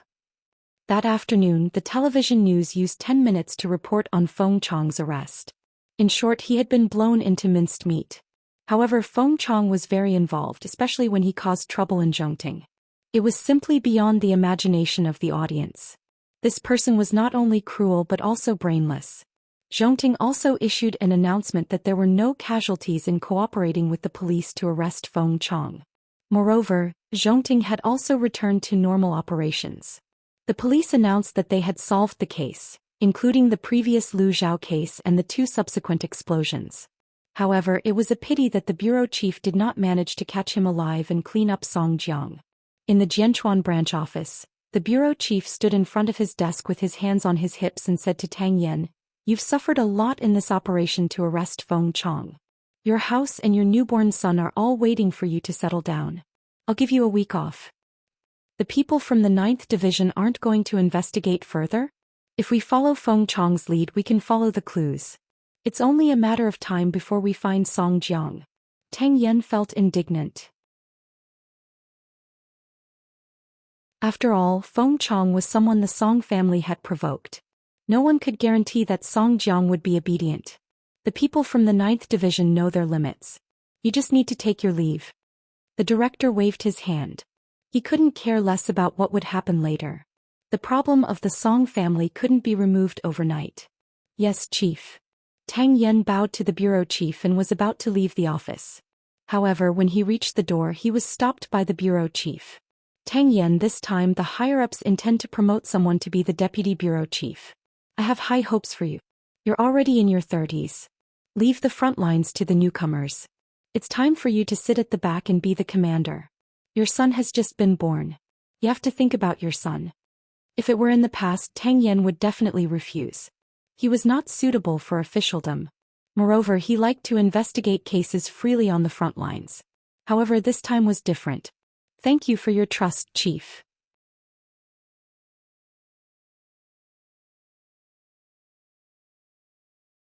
Chapter 975. He had heard of Lin Mu'en.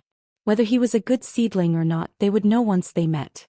In the afternoon, Tang Yan went to the banyan courtyard to pick up Feng Xianxia and her son. It was just that their nest had been blown into a terrible state.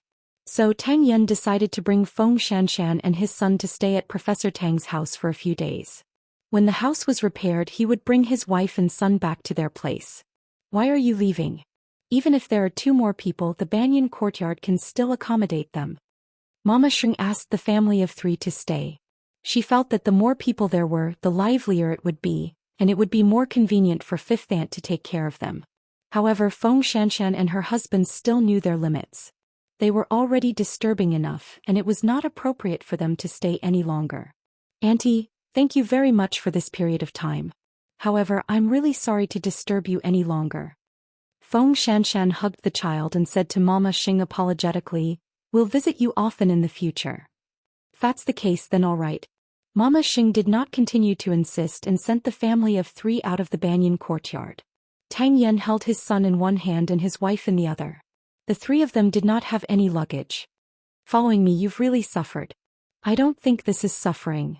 Feng Xianxian hugged his arm and smiled. In the past, when I was alone, I only wanted freedom. I felt that relationships and family were burdens. But now, with you and a child, I can understand how precious it is for a family to be safe and happy together. Tang Yen hugged his son with one hand and her with the other. So, I want to tell you a piece of good news. The director is going to make me the deputy director. I want to give you and your son a more stable life.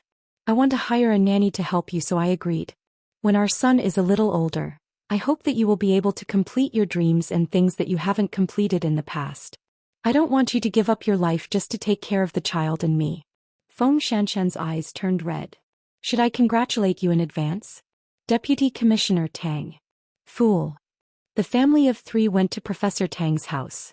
He had just returned home after being hospitalized for surgery. However, being able to see his nephew's happiness, Professor Tang felt that he had no regrets in this life. 3 days after Feng Chong's case, Jianchuan gradually returned to peace.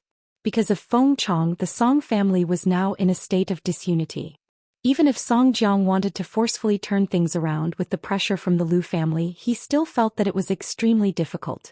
After playing for so long, he did not get anything. Instead, he lost his children and even damaged the foundation of Yashang Group. Just thinking about it, Song Jiang also felt uncomfortable. At this moment, Song Buji had been lying in the hospital for 3 days, but as his father, he did not dare to look at him. He understood his son's character, but there was nothing he could do now. Song Buji was already crippled. To him, he was a burden.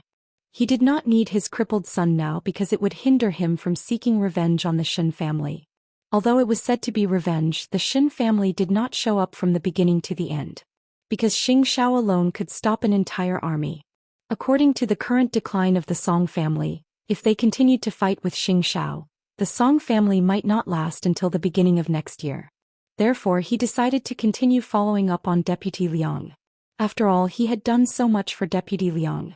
As for Yashang Group, there was also the American finance industry.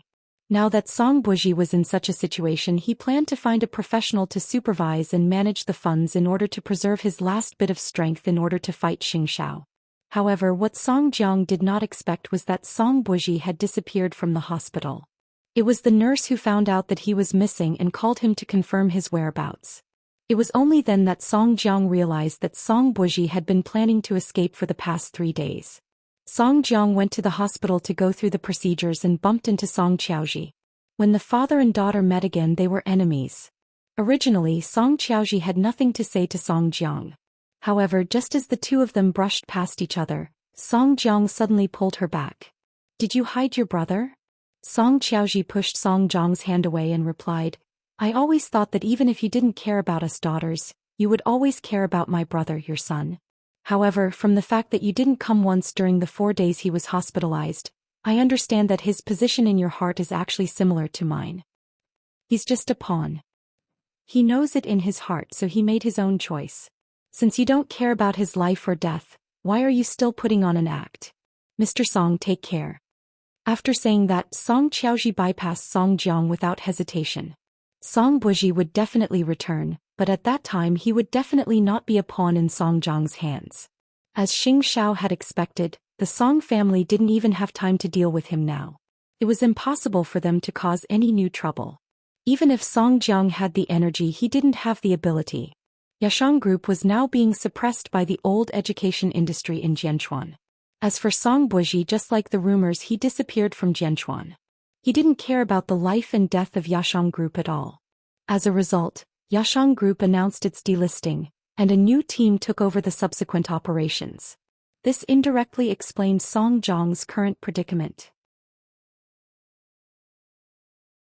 On the other side, Tang Yan's promotion was put on the agenda. Actually, according to his qualifications, he was more than qualified to be the deputy chief. It was just that he had always been arrogant and unruly. Now that he had a wife and child, he put away his thoughts of being a prodigal son and wanted to give his wife and child the best family atmosphere. A month later, the trainee police officers had to report to the police station. The chief asked him to guide the newcomers.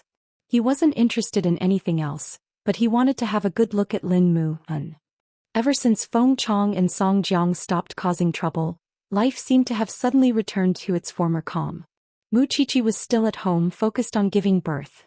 In order to spend more time with the little one, Xianxia not only threw away his work at Huangyao, but also gave half of Zhongting's work to Xin Jianchuan. Xin Jianchuan was such a considerate father-in-law. Knowing that his daughter couldn't leave her son-in-law, he took the initiative to volunteer. After passing the board of directors' resolution, he became one of the vice presidents of Zhongting. Therefore, Xianxia only worked half a day now. The rest of the time he could accompany Mu Qiqi at home to tell stories, do prenatal education, and even pick out clothes for the child and decorate the baby's room. Sometimes even he himself would be in a daze. He had never thought that he would have such a day when he would do things himself. He was so meticulous that he massaged the little one's feet and went to the bathroom to put on a non-slip mat. If outsiders knew that Xianxia, who was so famous in Jianchuan, was a slave to his wife at home, who knew how many people would be shocked. Thinking about it, Xianxia sighed, but he still took the little one's favorite fruit upstairs.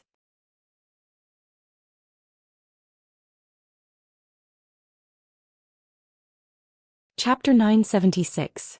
When Mu Qiqi was 9 months pregnant, she rarely went out. However, she would still go with Xianxia to some training courses for new parents. However, it was very strange.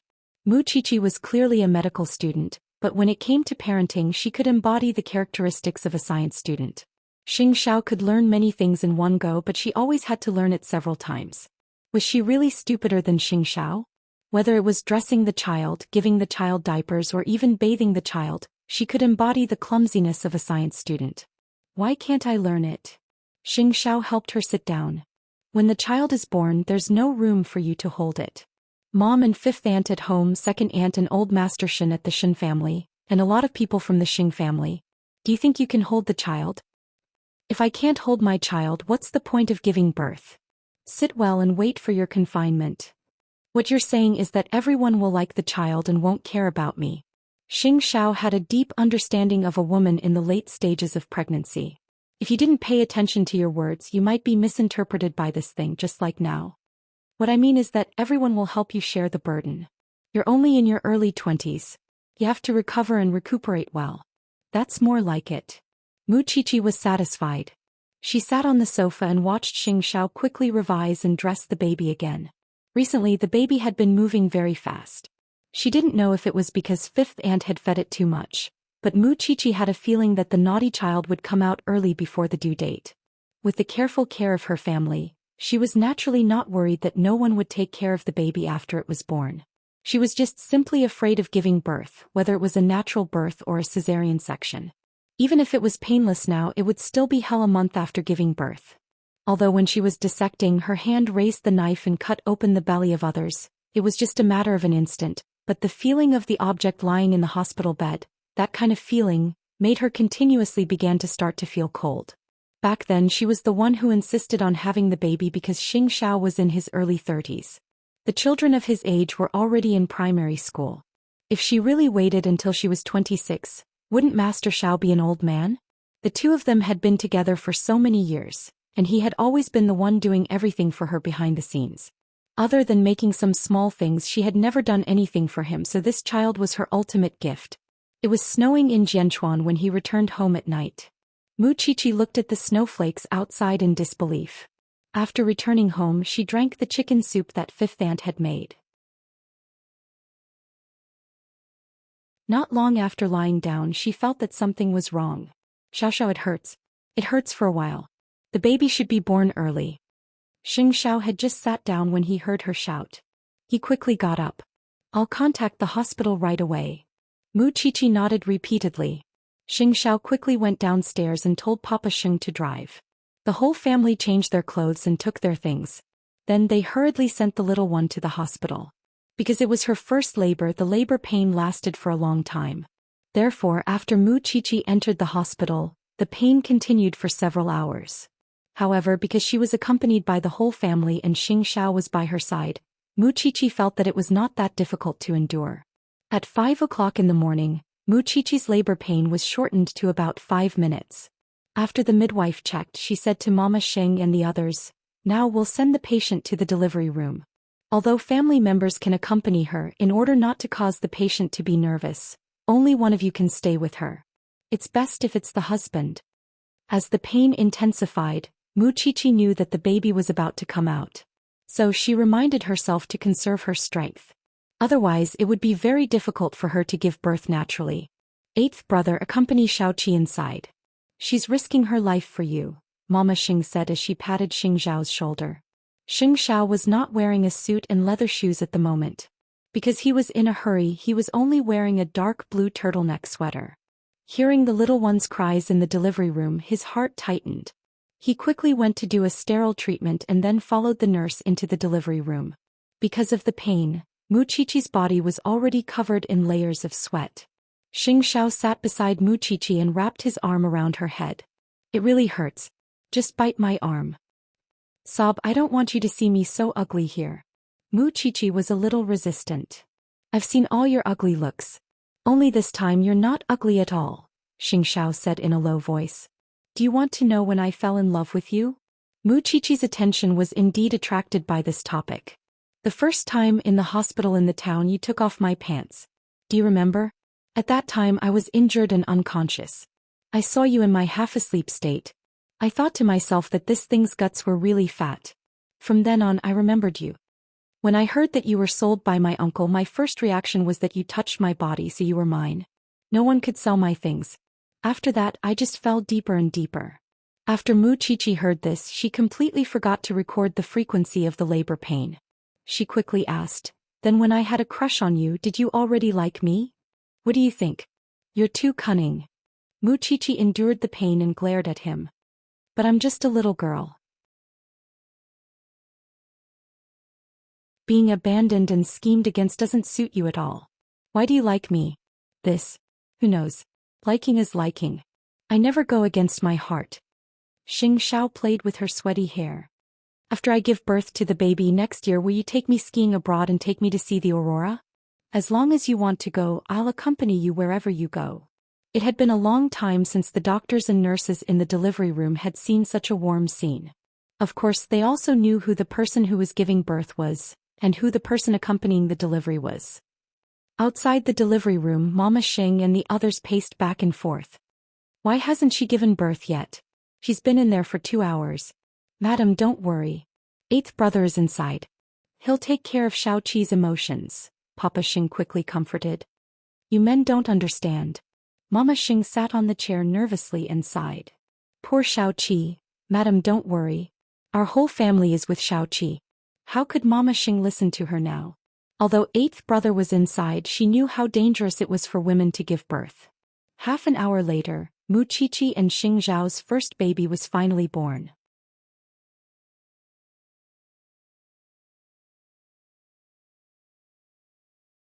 Chapter 977. Mu Qiqi exhausted all her strength and lay on the bed. The moment the child was born, she felt as if her soul was about to leave her body. Her entire person had sublimated. She was a mother. The man beside her held Mu Qiqi's hand tightly.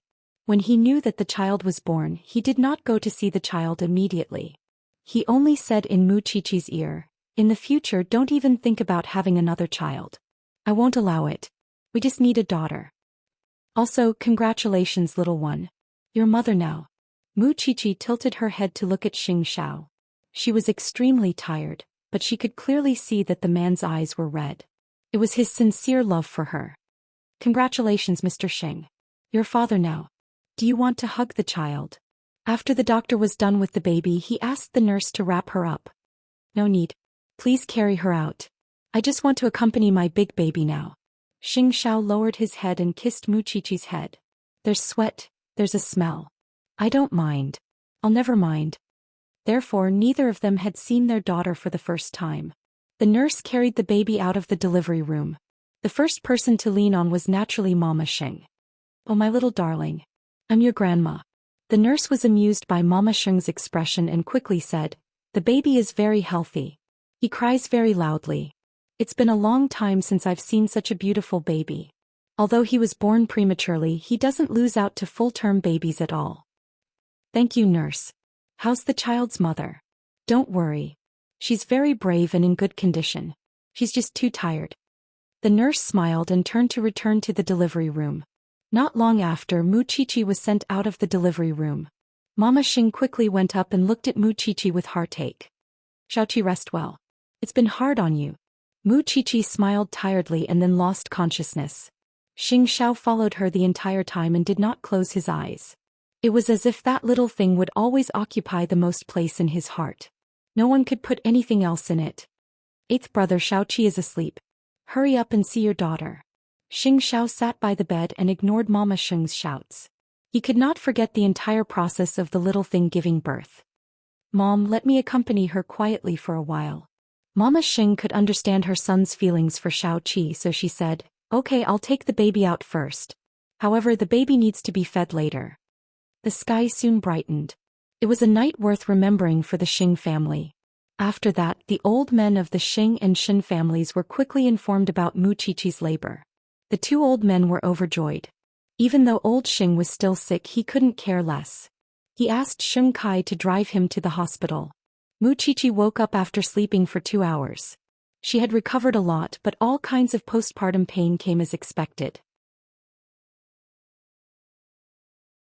She only saw her and Xiaoxiao's daughter 2 hours later. Because she needed to feed him, she carefully held him in her arms. At this time, Mama Xing leaned her arm against her. The child has tortured you for so long. Eighth brother is so angry that he still refuses to hold his daughter. Mommy, maybe Xiaoxiao is still not used to the change of identity. He's my son. I know him better than anyone. In his heart, even if his daughter is born, he will still love you the most, Mama Xing said with a smile. By the way, who will name the baby? Xiaoxiao said before that he would let my grandfather do it. Muqiqi lowered her head and looked at the little one who was drinking milk. She revealed a very different smile. It seems that you can't be called Xing Batian. A moment later, Xianxia returned from the bathroom and saw that the little one was breastfeeding. He asked fifth aunt if the chicken soup for Muqiqi's body had been heated up. Muqiqi glanced at the baby and then at Xianxia. Hold your daughter. I want to see you hold your daughter. Xianxia glanced at her and sighed. Then he walked to her side and took the little girl in the swaddling clothes. Muqiqi's eyes turned red when she saw this scene. I finally got what I wanted. Are you hungry? Xianxia was holding his daughter in his arms, but he was still worried about her. I'm not hungry. Muqiqi felt warm but helpless. Was this man really necessary? Soon, the two old men rushed over, and the ward became lively all of a sudden. Where is my great-granddaughter? Let me go first, let me go first. The two old men started arguing. At this moment, Muqiqi coughed softly. The group of people were naturally chased out of the ward. At the door of the room, Shin Jianchuan poked his head out. When everyone was fighting to see the child as a father, the first thing he thought of was his daughter. Daddy, are you all right? Shin Jianchuan touched her palm and was relieved when he found that it was warm. Don't worry, I'm fine.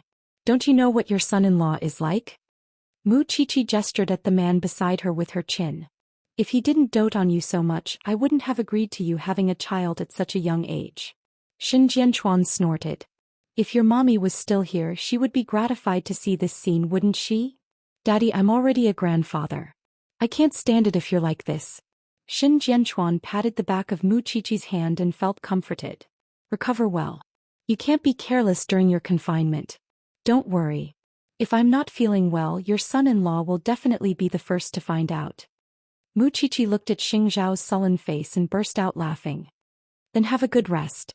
Daddy will go out. Go and see your granddaughter. Xin Jianchuan nodded. When he left, he closed the door.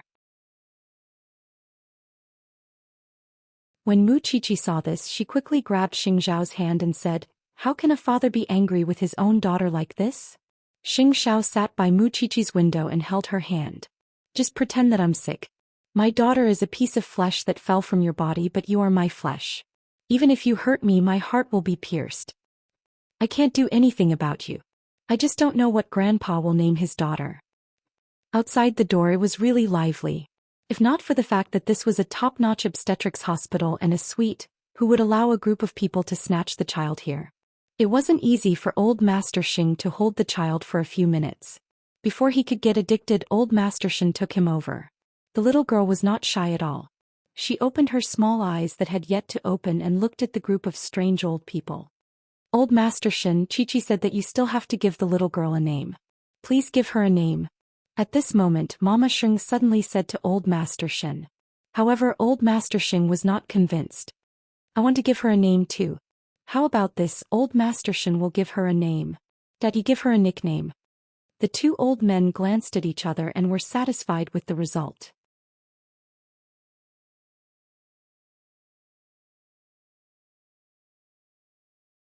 Chapter 978.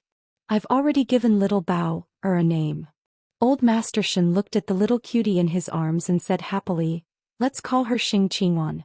She's generous and ladylike.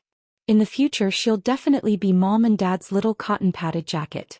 Don't be like your mother who holds a scalpel all day long." The older generation cared about the meaning of their names. Old Master Xing was satisfied with this name. At least she has some standards. Since I have a name, I'll give her a nickname. Let's call her Anan. It's simpler. I hope she can be safe all the time. Just like that, the two old men decided on their daughter's name. It seemed that Mu Qiqi did not give birth to her and Xing Zhao's daughter. Instead, she gave birth to a daughter for everyone. This was because after her daughter was born, she really did not hug her other than when she was breastfeeding. There were people who rushed to check up on the child, change diapers and put on clothes. It was no wonder that Xing Xiao had told her not to study so carefully. However, Xing Xiao was happy to see this result. All in all, the ward was bustling with activity for 3 consecutive days after the child was born. Feng Xianxian only came to see Mu Qiqi after settling her son down 3 days later. "Are you feeling okay?" Feng Xianxian saw her sitting on the bed and could not help but ask, "Do you feel like you want to sleep even when you're standing?" "Of course. You should be content. Other than breastfeeding, everything else is already very easy with your family around." Feng Xianxian pushed her head enviously. "We have 2 lives. But you don't think you're working hard at all, do you?" Because she had given birth to the child of the man they loved, that kind of happiness filled the hearts of the 2 women at all times. "Didn't you get what you wanted now?" It was not easy for her to see her daughter sleeping soundly in her arms. Mu Qiqi was indeed very satisfied because it was too magical. This child had her and Xiao Zhao's blood flowing in her body. It was no wonder that children were the link between parents. "Tisgates, look at you smiling like that." Feng Xianxian could not stand it anymore. In addition, Xing Xiao had also entered the ward, so Feng Xianxian found an excuse to leave and left the space for the family of 3. "Mommy and 5th aunt have gone back? Well, it's finally quiet." Xing Xiao took off his coat, hung it on the hanger and walked to the mother and daughter. At that moment, Mu Qiqi coughed a few times. Xing Xiao put the blanket that he had prepared on Mu Qiqi. "I'm going to catch a cold. Who's the one feeling uncomfortable?" "Xiao Xiao, do you think our daughter looks more like you or me?" "It's natural for a daughter to be like her father," Xing Xiao answered as he hugged the mother and son. "But I hope she's like you. This is our daughter." Mu Qiqi smiled like a child because this was the scene she had been looking forward to for a long time. She was holding the child and Xing Xiao was holding her. It was said that women would become gentle after giving birth, and that was indeed the case. "Lean on me and sleep for a while. When the little thing wakes up, it will ask you for milk," Xing Xiao said in a low voice above her head. "Although I also want to try what it tastes like. Indecent." Although Mu Qiqi was scolding him, she still felt a strong sense of sleep in his arms. Xing Xiao tightened his grip at that. Especially when he looked at the woman in his arms. Because she had to feed the baby, she did not rest much. He wanted to call Mama Xing immediately and only feed this little thing formula in the future. That night there was only the three of them in the hospital. Although they were tired, it was the same as Mu Qiqi's dream life. In fact, she knew that Xianxia had less rest than her. When she was feeding, Xianxia had to help. When she was asleep, Xianxia had to take care of them. Thinking of this, she could not help hugging Xianxiao's waist. "You've lost weight these few days. Does your heart ache?" Xianxia asked as he hugged her. "Yes. My heart aches too. So after you're discharged, I'll go for a vasectomy." He was determined not to have another child. One was enough. It was still snowing in Jianchuan at night. However, the Xin family was not ordinary tonight. Because no one expected that the second son of the Xin family would be taken away by the discipline inspection team in the evening. At that time, Grandpa Xin was eating at the Xing family's house. When Huang Yu saw this, she panicked. Could it be that her husband had really made a mistake? That was impossible. He had always been honest. Thinking of this, Huang Yu immediately went to Xin Jianchuan. "Brother, I already know. Don't tell Dad about this for the time being. I'll use my connections to find out what exactly it is about." Xin Jianchuan comforted Huang Yu. "It's useless for you to be anxious now. Okay, I'll calm down first. But my second son has always been well behaved. I don't believe he's that kind of person. Don't worry. I'll get to the bottom of it." So after nightfall, Xin Jianchuan left the Xin family with his black hood on. Naturally, he believed in his brother. The other party must have known that Xiaoqi had given birth and eighth brother had no time to deal with it. That was why he chose such an opportunity to deal with the Xin family. He did not know how second brother had fallen into the other party's trap. He had to get to the bottom of it first. Grandpa Xin was a guest at the Xing family. He had not received any news yet, but it would happen sooner or later. He hoped that it would not be too much of a shock to him. Thinking of this, Xin Jianchuan still gave Xianxia a call. "Xiaoqi, pay more attention to the safety of your mother and daughter. Your second uncle was taken away for questioning in the evening. I don't know what the Song family did. He's been taken away? It's been an hour. If something happens to second brother, someone from Zhongting might come to investigate. Be prepared. Don't worry about that. Zhongting can withstand any investigation." There was no financial relationship between Zhongting and the Xin family in the first place. Even if the outside world said that Zhongting had a close relationship with the Xin family, as long as Xingxiao and the Xin family knew the truth of it. However, did Song Jiang choose to settle the score at this time because he knew that he had just received a daughter and was ready to fight? That would be underestimating him too much. After that, Xingxiao gave Secretary He a call to understand the whole story. "Xingxiao, it's best if you don't interfere in this matter.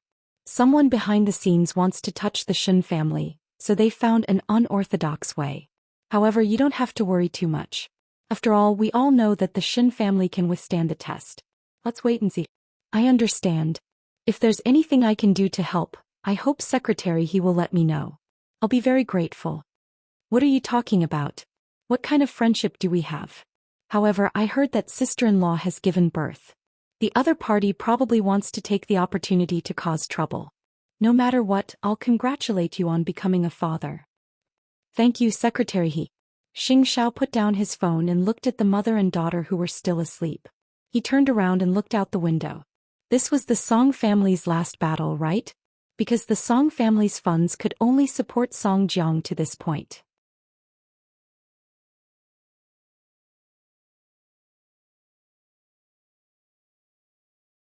Chapter 979. The next morning, Mayor Xin returned home. Huang Yu saw that he was tired, so she quickly pulled him back into the room and said, "Don't let Dad see you. He doesn't know that you were taken away last night." Mayor Xin nodded and returned to his room to sit down. He held his wife's hand and said, "I'm sorry to have made you worry. What exactly is going on? Second bro, you didn't really go and do those." "No." Mayor Xin interrupted his wife. "Don't worry. Since they want to investigate, let them do it properly. The cause of this matter is that a few days ago on the way to the office, I saved a pair of mother and daughter. When I interrogated them last night, I found out that the mother and daughter's identity is not simple. Then someone deliberately set us up."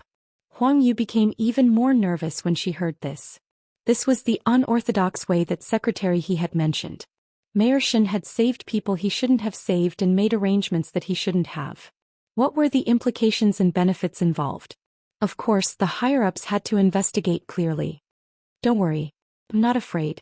It's just that eighth brother might have to suffer a little. Eighth brother called last night and told us not to worry. Zhongting is doing a proper business. Why don't you stop doing it? Anyway, Xinlin is already sensible. We don't lack anything. There's no need for you to work so hard outside. If you're not careful and get set up like this, what will happen if we lose you in the family? Huang Yu had always been straightforward. But this time she was really afraid. Her husband did not come back last night. She felt as if the sky had collapsed. Moreover, even if this kind of matter was investigated in the end, her reputation would be damaged. She would not be able to return to her original position. Don't make such a big deal out of it. Things haven't reached that stage yet. I know who the people behind this are. I also have friends. They will do their best to help me. Don't worry. No matter what, big brother and eighth brother are still here. Huang Yi thought about it carefully. She knew that it was useless to worry, so she stood up and turned on the water for her husband. Take a good bath first and rest. No, I have to go out. Otherwise, Dad will be suspicious. He will go to the hospital to see Xiaoqi later. Don't worry.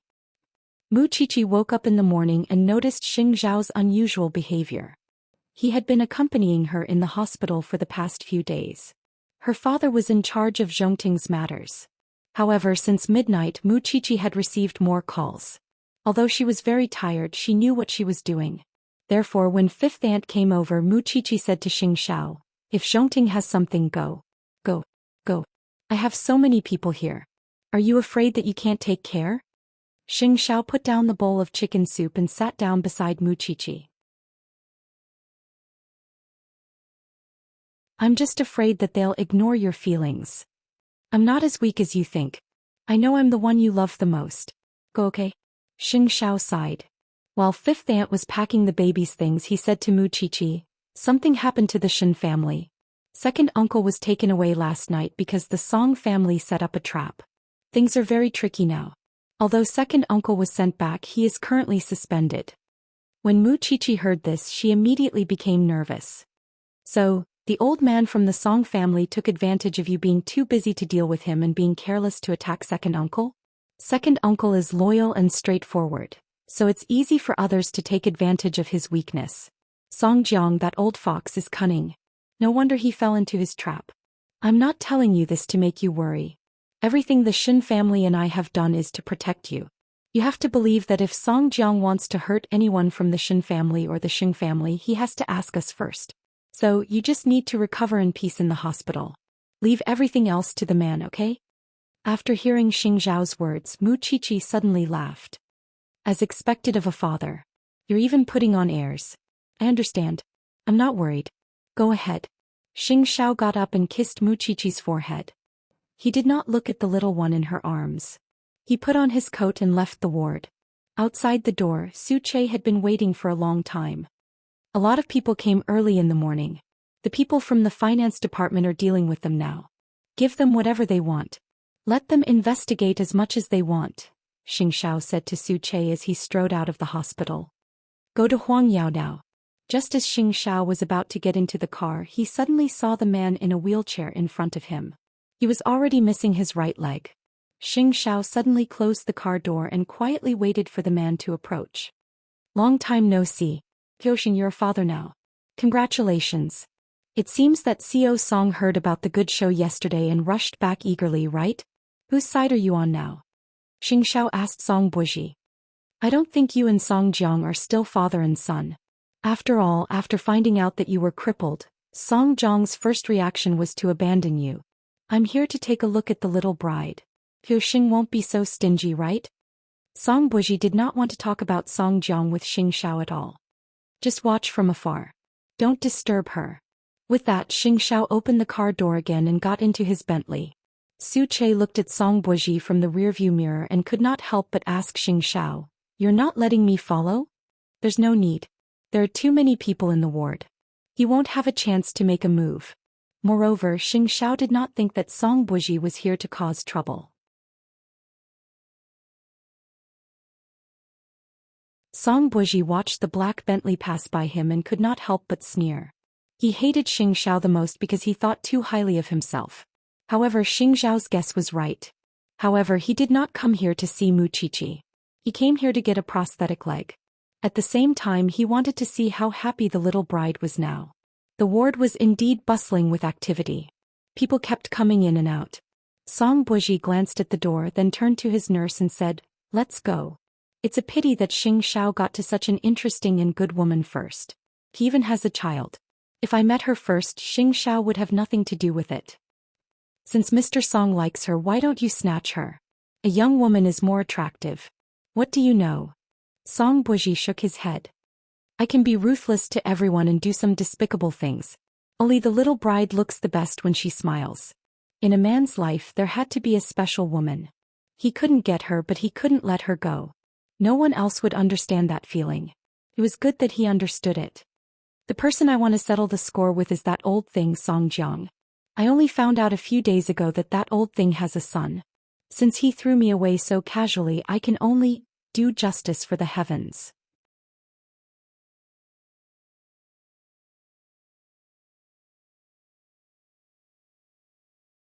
Chapter 980. Xing Xiao went to Huangyao. Because the Xing and Shen families were old friends, their relationship had been very harmonious for the past few years. It was inevitable that they would be affected. However, the Xing family and Huangyao had been properly dealt with by Xing Kai. Even if Xing Xiao went over, there was nothing much he could do. "Since you've done so well, I have nothing to worry about. Let's go." Xing Xiao put on his brown coat and black gloves. He was about to leave with Su Che. However, Xing Kai caught up to him and said, "Eighth brother, just take good care of the Shen family. Leave the Xing family to me." "Of course I'll leave it to you. Don't forget I've already married into the Shen family." With that, the corners of Xing Zhao's lips curled up. There was a hint of relief in his smile. He could leave Huangyao with peace of mind, a brand new Huangyao.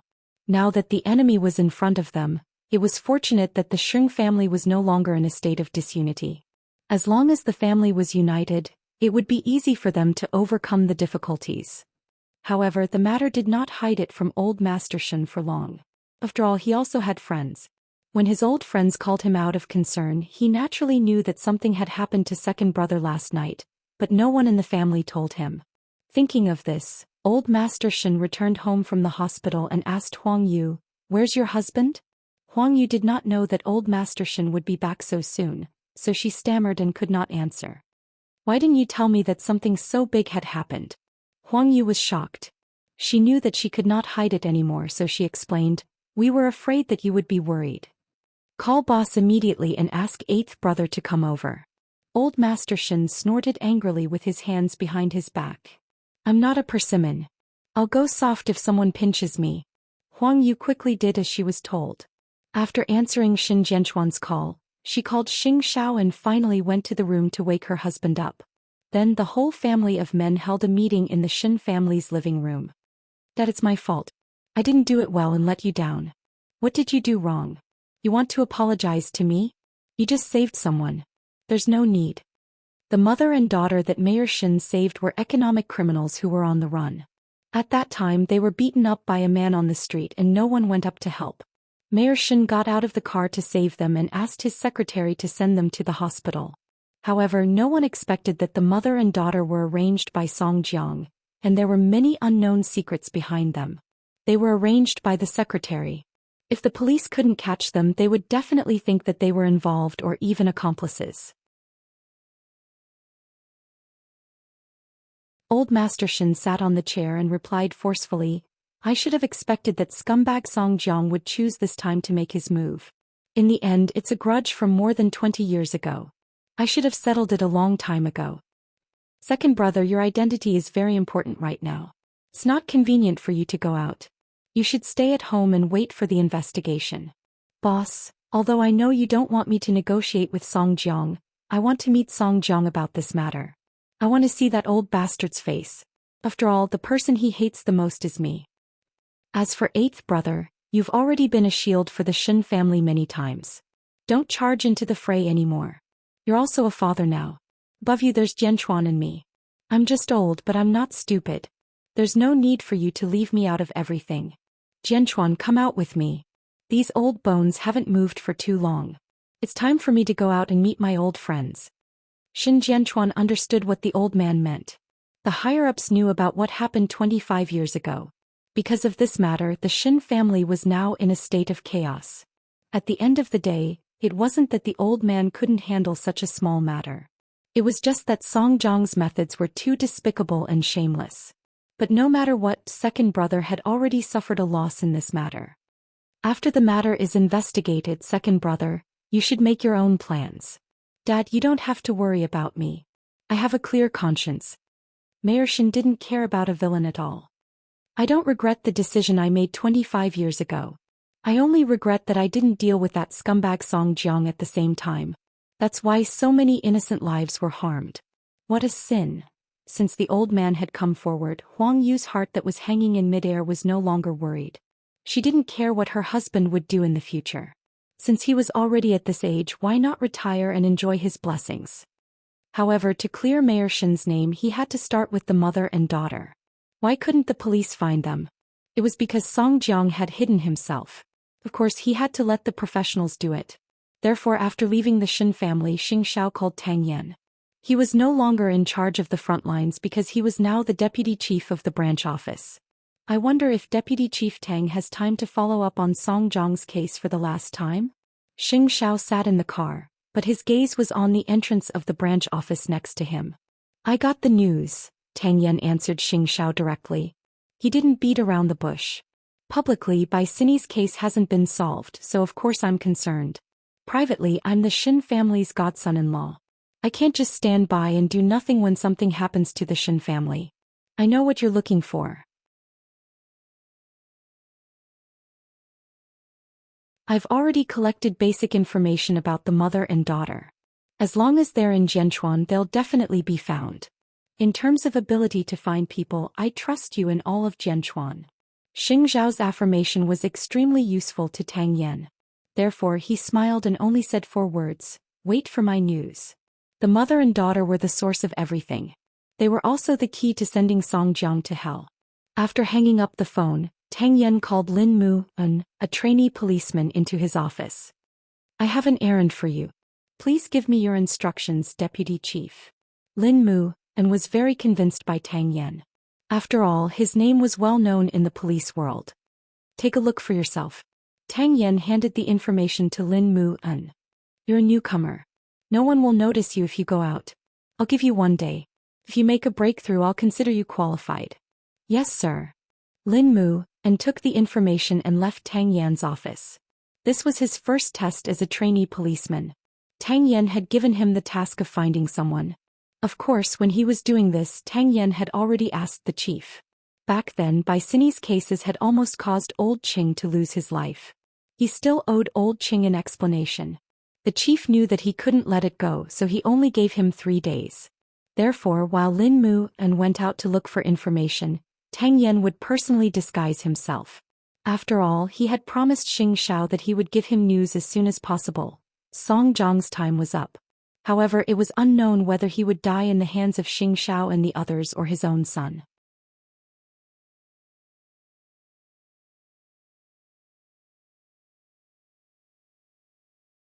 Chapter 981. Song Jiang was indeed staking everything on one throw because he had already cut off all his escape routes. He did not care who would benefit from this, he just wanted the Xin family to not have peace. Therefore, he spread the news that second brother of the Xin family was suspended. Over the last few years, the Xin family and Zhongting had been relying on each other and flourishing in Jianchuan. Now that the Xin family was suddenly being investigated, wouldn't Zhongting be next?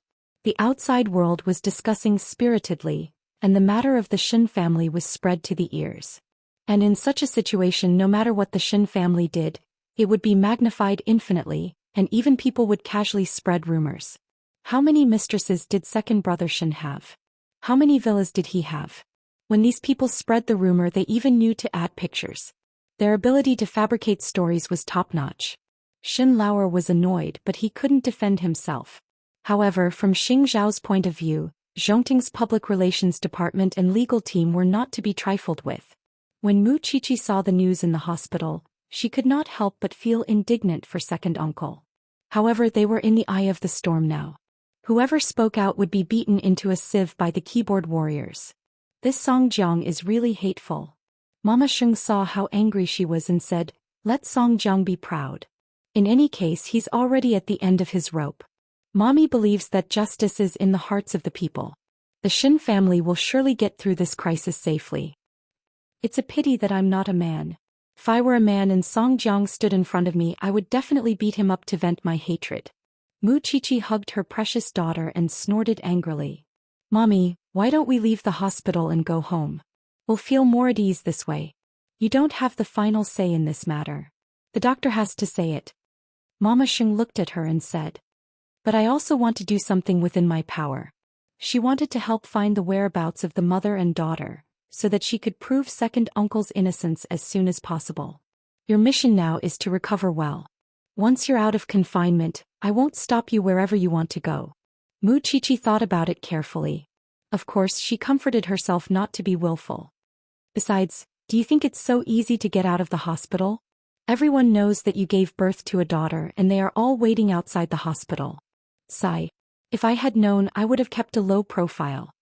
As Mu Qiqi sighed, the baby in her arms started crying. Mu Qiqi quickly coaxed her.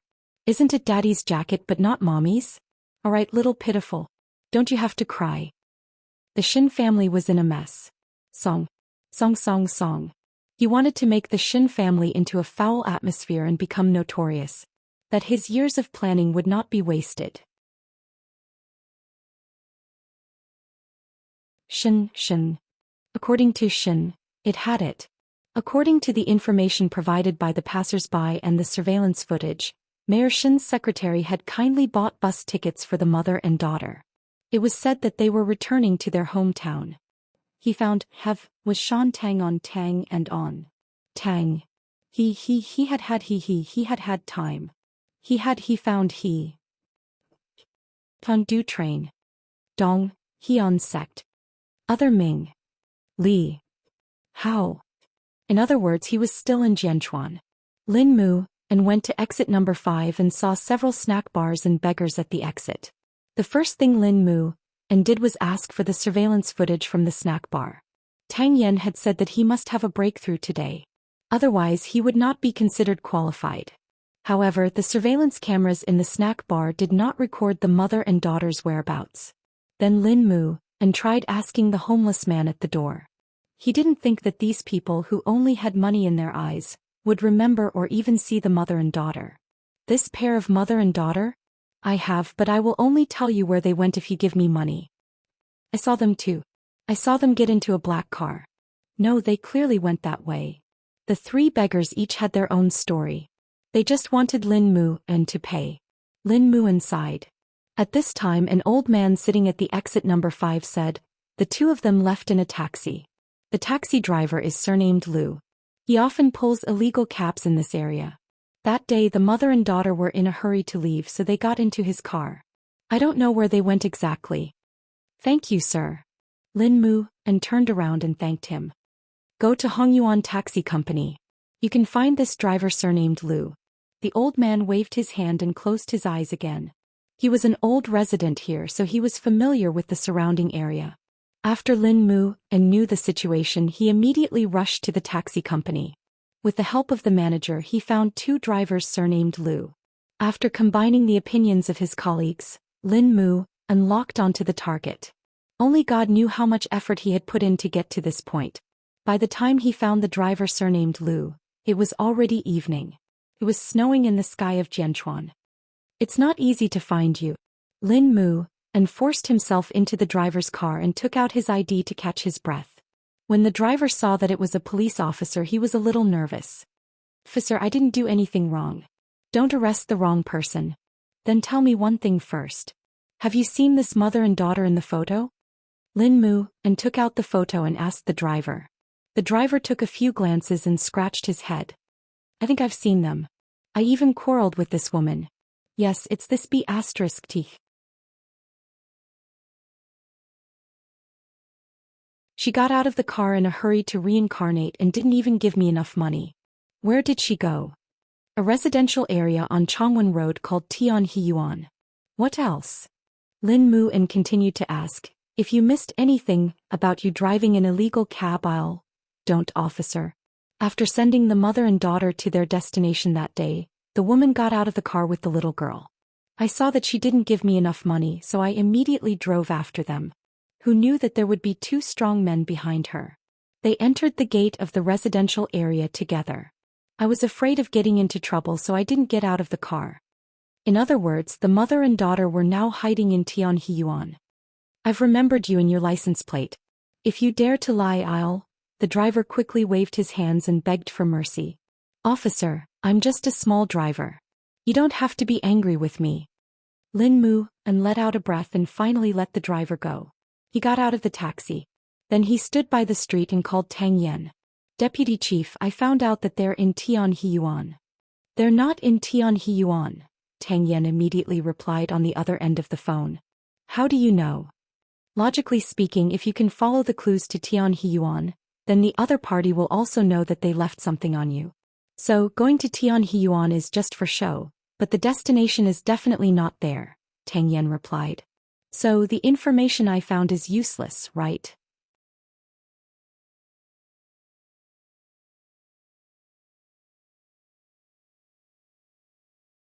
Chapter 982. Of course it's useful because the person must be nearby. If the other party didn't have any other plans, he could have sent them out of the country directly. That way no one would be able to find them. However, the other party left 2 witnesses in Jianchuan. In other words, there's a next step. Also, if the matter blows up, the mother and daughter will be on the news and become the focus of everyone's discussion. Living in a place with a complicated environment will definitely attract attention, and it's not convenient to move.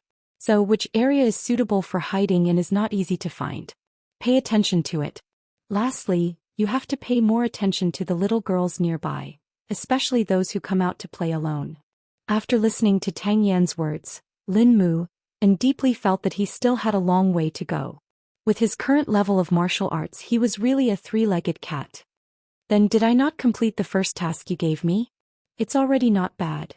Tang Yan said sincerely, because you have to know that the mother and daughter you're looking for are being hidden by a murderer who created a murder case and has yet to be solved.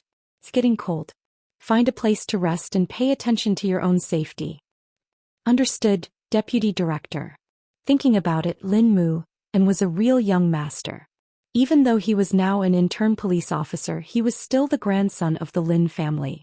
Tang Yan knew that with the power of the Lin family, Lin Mu and did not need to suffer for many years like him. As long as Lin Mu and was willing to suffer for the first 3 years, it was only a matter of time before he was promoted. Fortunately, Lin Mu and was indeed down to earth. He didn't look like a young master at all. In order to find the mother and daughter as soon as possible, Tang Yan immediately asked Old Qing to check all the surrounding buildings and analyze the residential buildings where people could hide. In the end, he locked onto a high-end residential area 3 streets away from Tianhiyuan. Then Tang Yan called Xianxia. I have news, but I need manpower. How much? Xianxia did not expect Tang Yan to be so quick. For at least half of Su Che's skills and quick thinking. I'll give you my contact number in half an hour. If the mother and daughter were really in a high-class residential area, then they would definitely be protected, and the residential area would also be monitored. Therefore, Tang Yan wanted to alert the enemy and cooperate with Lin Mu, and to enter the neighborhood to confirm. Song Jiang did not know that Xing Xiao and the others had already found the approximate location of the mother and daughter's hiding place. He was now enjoying the pleasure of ruining the reputation of the Shen family. However, this feeling did not last long. Very soon the officials came out to refute the rumors. All the rumors about the Shen family were false. He also hoped that the netizens could make good use of the internet environment and not be biased. This was equivalent to someone suddenly grabbing onto Song Jiang's sweet spot when he was having a good time. Soon all the keywords on the internet were withdrawn and could no longer be searched. Song Jiang was very angry. However, even so, the Shen family's image was no longer what it used to be. Don't worry, I still have a second shot. Just as Song Jiang was feeling smug, an uninvited guest came to the door. Song Jiang never expected that his son, who had been missing for more than a month, would suddenly return in a wheelchair. Compared to a month ago, Song Buji had a buzz cut and his gaze was sharper and deeper. I've only been gone for a month and Dad doesn't recognize me? Song Jiang smiled and lowered his head to hug his son. Of course I do. Welcome back, my son. I thought you didn't want to see me at all. Song Buji smiled easily, but his words carried a deeper meaning. The father and son were separated by their hearts. No one knew what the other was going to do next. Of course, Song Jiang did not know the purpose of Song Buji's return. Buji, you won't blame Dad, right? Song Jiang asked tentatively. When Dad went back to look for you after dealing with the Yashang group, you were already missing. Do you know how anxious you made Dad? I just couldn't accept the fact that I was crippled for a while, but now I've thought it through. Song Buji looked very calm. It's good. Let's have a good drink tonight. Drink? Song Buji smiled coldly. He did not come to Song Jiang's side to be filial.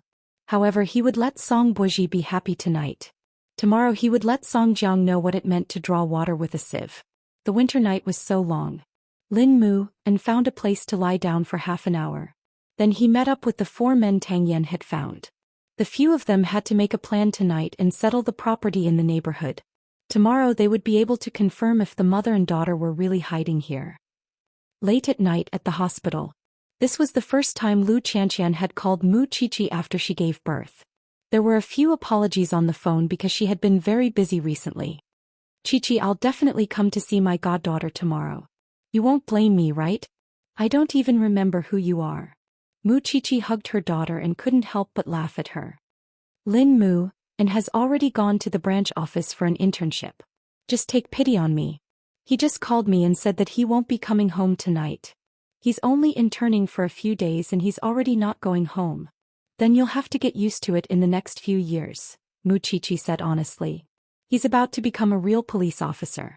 It's common for him to go out in the middle of the night and not go home for a few days.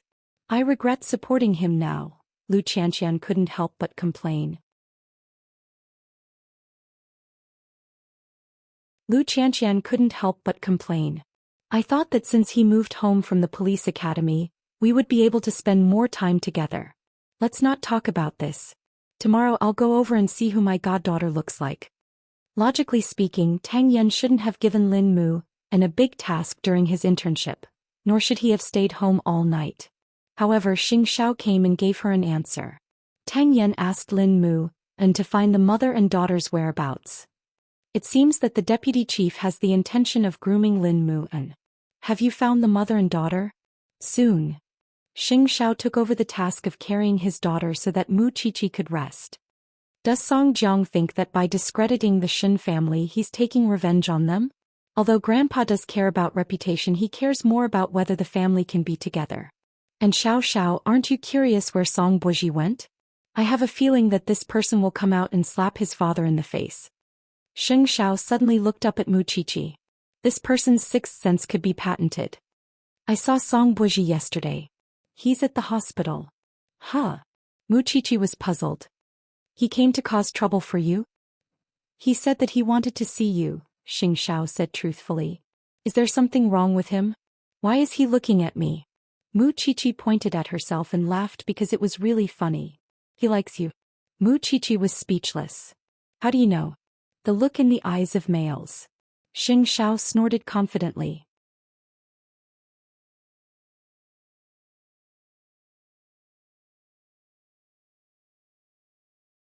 Chapter 983.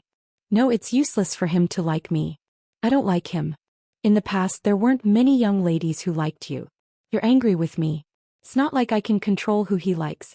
Xianxia took the opportunity to pinch her face. Don't smile at other men in the future. It's scary when a man's vinegar jar is overturned. Mu Qiqi ignored him. After her daughter fell asleep, she asked, how has Grandpa been feeling these 2 days? Is second aunt okay? The news about the Shin family is all over the place. I don't know if the old man can get over it. Changing the topic? Mu Qiqi couldn't be bothered with this man. She placed her daughter in his arms. I'm tired. It's your turn to coax me. Xianxia returned his daughter to Mu Qiqi. Taking advantage of Mu Qiqi's puzzled expression, he pulled her onto his lap and sat her down. You coax little Qi. I'll coax you. Then how are you going to coax me? Xianxia turned her face and kissed her thin lips. I'll coax you like this. Little Qi watched her parents get intimate with each other with her sparkling eyes. On a cold winter night, it was best to warm up a little wine at home and drink with someone. Song Jiang and Song Buji were like this. This small glass reminded Song Jiang of when he was young, drinking with his father and brother. When I see the Shen family disband, I'll go to their graves and have a few drinks with them. Song Buji held his wine glass and looked at his father. He remained sober. Do you think the Shen family will disband? At the very least, they'll have to live like rats on the street in the future. Song Buji still smiled and clinked his glass with Song Jiang. That's indeed worth celebrating. Just as the father and son were drinking, the second son of the Shen family was taken away for questioning again. Moreover, he was taken away in front of old Master Shen because there had been new developments in the case. The secretary had been found to have a problem. Although the secretary had repeatedly assured the higher-ups that this was his personal problem and had nothing to do with the second son of the Shen family, the second son still had to face a detailed interrogation. At this time you couldn't make the slightest mistake. Otherwise all the past would be dug out and you would be questioned. Dad, think of something. Huang Yu panicked. She didn't know if her husband would be tortured and extorted a confession from her husband. Grandpa Shen held Huang Yu. He seemed to have aged a lot overnight. Don't worry. He will be back tomorrow morning. If that scumbag Song Jiang was standing in front of me, I would definitely kill him. Shen Lin might have heard that something had happened to his father, so he took leave from the army and came back. Perhaps Huang Yu would be happier to see her son. Song Jiang had indeed prepared a second bullet for the Shen family, which was that woman.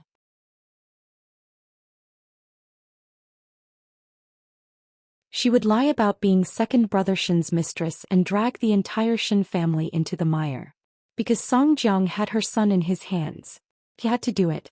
Song Jiang only gave her a few days to settle her daughter down, so tomorrow was the deadline. If she stood out tomorrow and slandered the Shen family, then one of the three of them would survive. If she did not do so, then all three of them would die. This was exactly what Tang Yan had predicted. Although the police had found the approximate location of the mother and daughter, they did not know the specific environment of the residential area. However, before the police could take action the next day in the middle of the night, the woman took advantage of the fact that there was no one around to send her daughter out of the residential area. This scene happened to be seen by the people sent by Xianxia and they immediately informed Lin Moon. Tang Yan ordered to arrest her directly because that woman was a criminal herself. This was Lin Mu's first time taking action. He was originally lying on the chair in the tea house and prepared to make do with it for the night. Who knew that this woman would be so restless? In the middle of the night she got rid of the people who were watching her and ran out. For men caught a mother and daughter, so the woman naturally had nowhere to run. What are you doing? I'm going to call for help. Lin Mu looked at the mother and daughter in the corner and quickly took out his identification. Police. Then the mother and daughter were brought back to the police station by Lin Mu. This was probably what they called wearing out iron shoes in vain. Tang Yan thought that it would take some effort, but who knew that Lin Mu would be so lucky? Wasn't a hungry wolf waiting to be caught? So Tang Yan planned to interrogate the woman at night. Lin Mu wanted to learn, so he took the initiative to stay and do odd jobs for Tang Yan. In the interrogation room, the woman was handcuffed and sitting in front of the table. Her eyes were dull. When Tang Yan came in, she suddenly stood up and wanted to pounce on him. What did you do to my daughter? We are the police. What do you think we will do to your daughter? Tang Yan asked. The woman was stunned. After a moment of silence, she nodded. I know. You will protect my daughter, but no one will protect my son. Let me out. Tomorrow is the deadline. What deadline? Tang Yan immediately grasped the key point and began to attack her. Madam May, you have to think carefully. The police are the only people you can ask for help because we will not have any intentions towards you. The woman shook her head. It seemed that she was going to keep her mouth shut. I know what deadline you are talking about. Combined with the fact that your son is not by your side, someone is using your son to threaten you, right? I know you will definitely not tell the police, but don't forget that you are a wanted criminal. If you are caught by the police, you will never be able to go out and see your son again unless you cooperate with us. The woman clenched her fists tightly because she did not know what else she could do at that moment. It's fine if you don't tell me. I will hand you over anyway. When that time comes, everything will go according to the normal procedure. No one will listen to your story. Think about it carefully. After saying that, Tang Yan got up from the chair. Before I leave, I want to remind you where your son is now. Perhaps he is not safe. Her son was a string in the woman's heart, but Tang Yan pulled on this line of defense tightly and pulled at the woman's rationality at any time. Save my son, save my son. First you have to tell us where your son is. In Song Jiang's hands. The woman had no choice but to tell the police the truth. He took my son away and threatened me to slander Mayor Shen. He did everything. It has nothing to do with me. Is everything you said true? I swear. The woman raised her hand and said, so please save my son. I do deserve it, but my child is not at fault. In the second half of the interrogation, Tang Yan interrogated her carefully and dug out all the secrets in the woman's stomach. Then Tang Yan handed the case to the chief to make a decision. Mayor Shen can be cleared, but arresting Song Jiang is not within our jurisdiction. Because it involves a big case, this matter still has to be handed over to the 9th Division to handle. Moreover, Bai Sini's cases still can't be cleared. As long as we can interrogate Song Jiang, there is a possibility of prying open his mouth. I believe in the people of the 9th Division. After all, Xin Mei was such a stubborn person. After being sent to the 9th Division, she confessed everything that night. Thank you for your hard work. I'll contact Chief Long now. After a while, Tang Yan came out of the chief's office. Young Master Lin quickly went up to him and asked, Deputy Chief, how was it? You have contributed greatly to catching the key person. The Shin family has to thank you this time. However, the follow-up will have to be handed over. It's not within the jurisdiction of our branch. No matter what, being able to help and be useful to others was the greatest affirmation of Lin Mu-en. Go home and rest. Thank you for your hard work. Tang Yan patted Lin Mu-en's shoulder and said. He returned Xing Zhao's call and had to go home to see the child. Lin Mu-en was satisfied with Tang Yan's affirmation and smiled like a child. Soon Xing Zhao received a message from Tang Yan.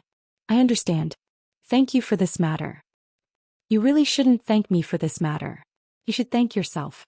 You invested in Lin Mu-en and helped yourself. Tang Yan smiled over the phone. Wait for the news to come out tomorrow. Song Jiang has been arrested.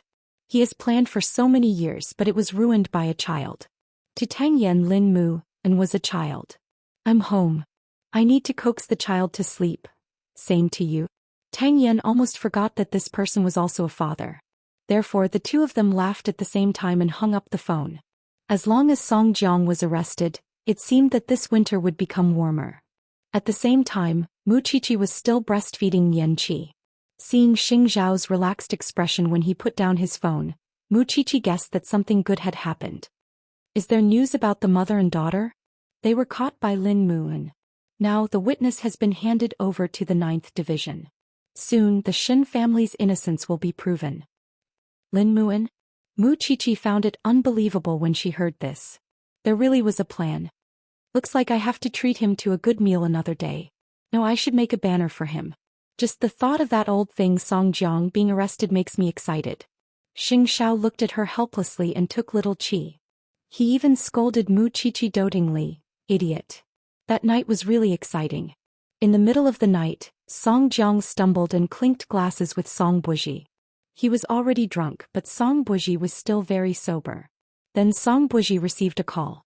The person on the other end of the line informed Song Buji that the mother and daughter had been released according to plan. Why could the mother and daughter run out in the middle of the night? It was because Song Buji had done something to a few bodyguards. Otherwise, Song Jiang would not have made such a mistake. This was one of the ways he took revenge on Song Jiang.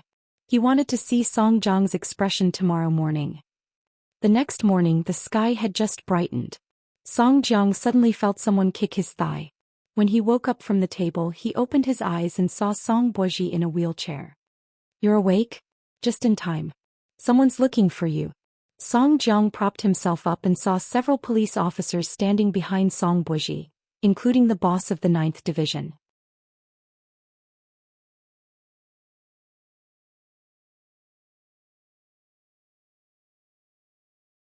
Chapter 984.